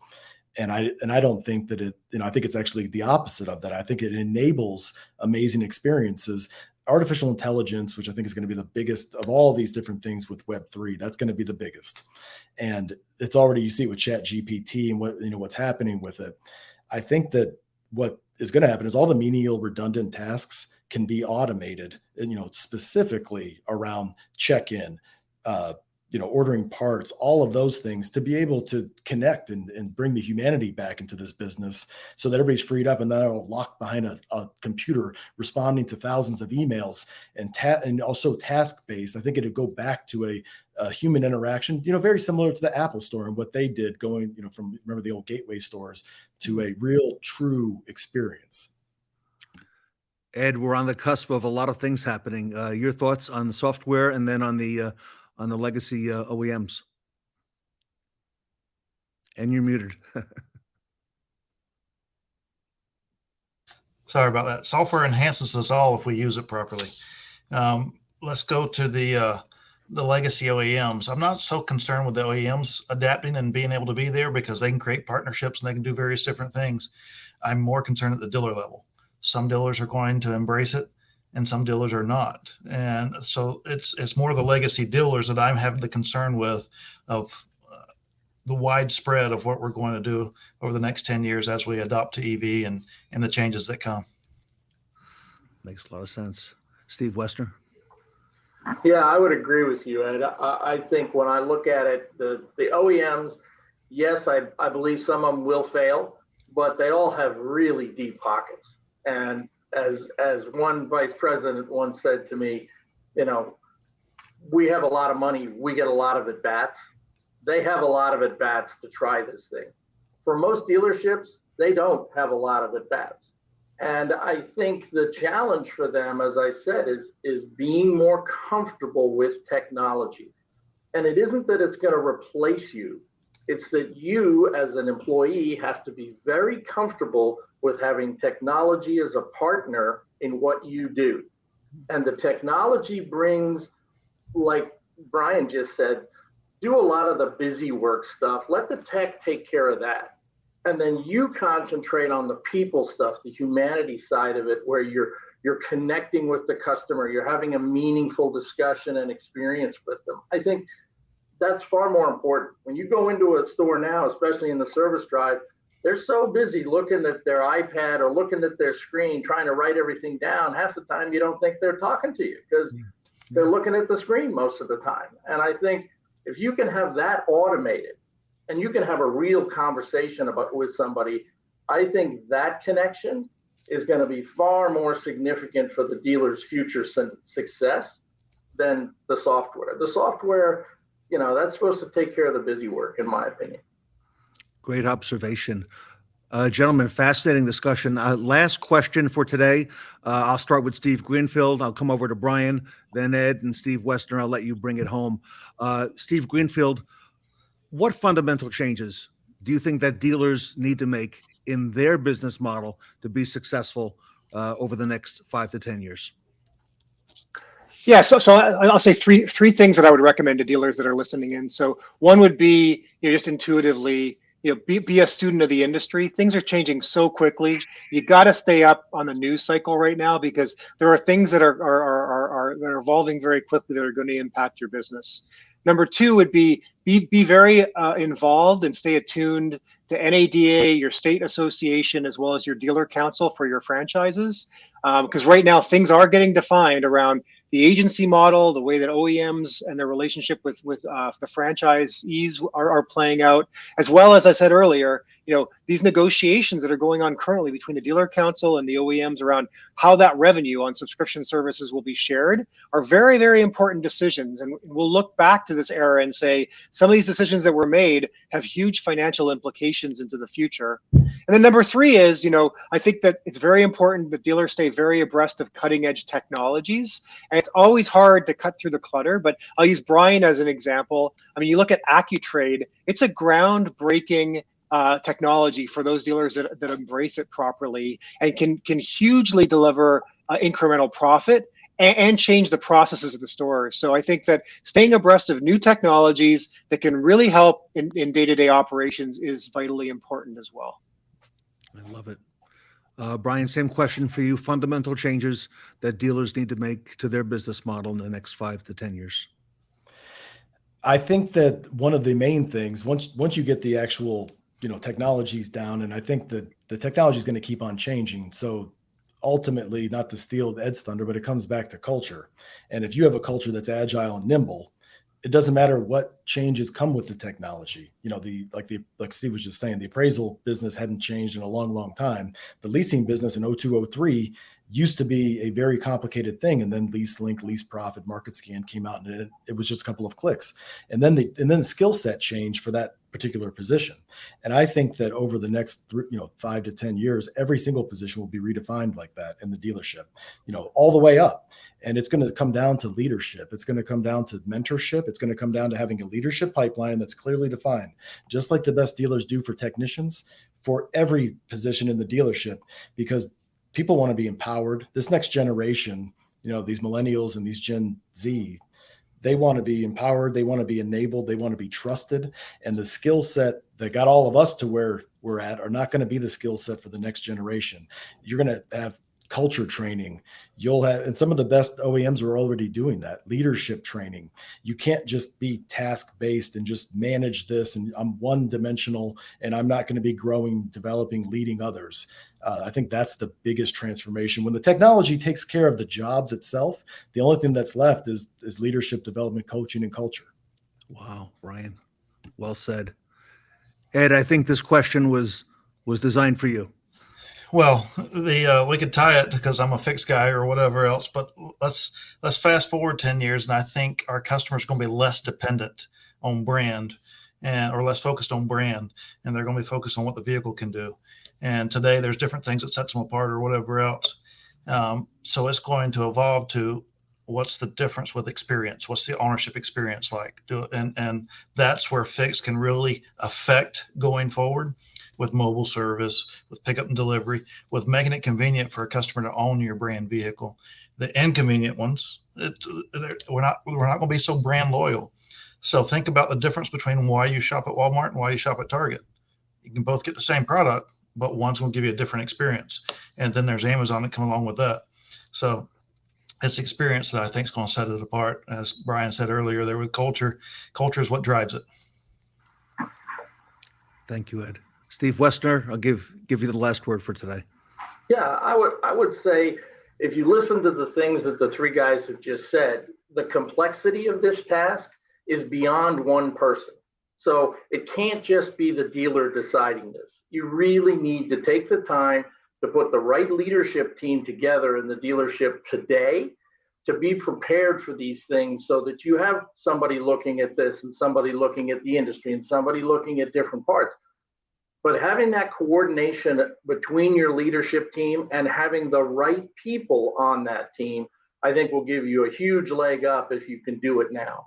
That I guess ties in with what the other three guys said, because the complexity of this, trust me, if the dealer keeps it all to himself and tries to do the one-man show, I mean, it's just going to explode. So have a good, strong leadership team and trust them to work together, and you'll go far.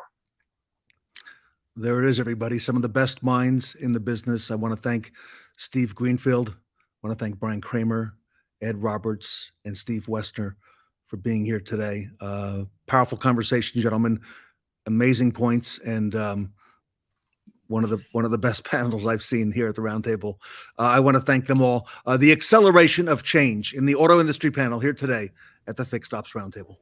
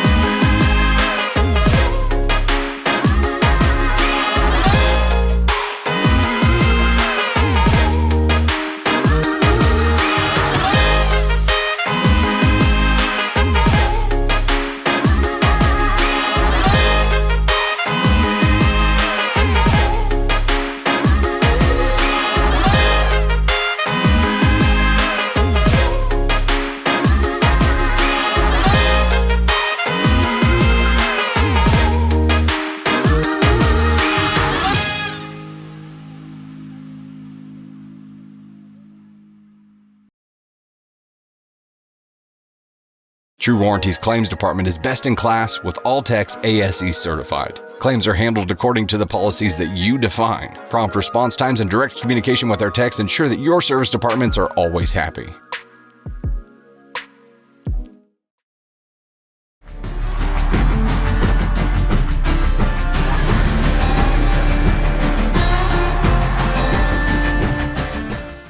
Howdy, partners.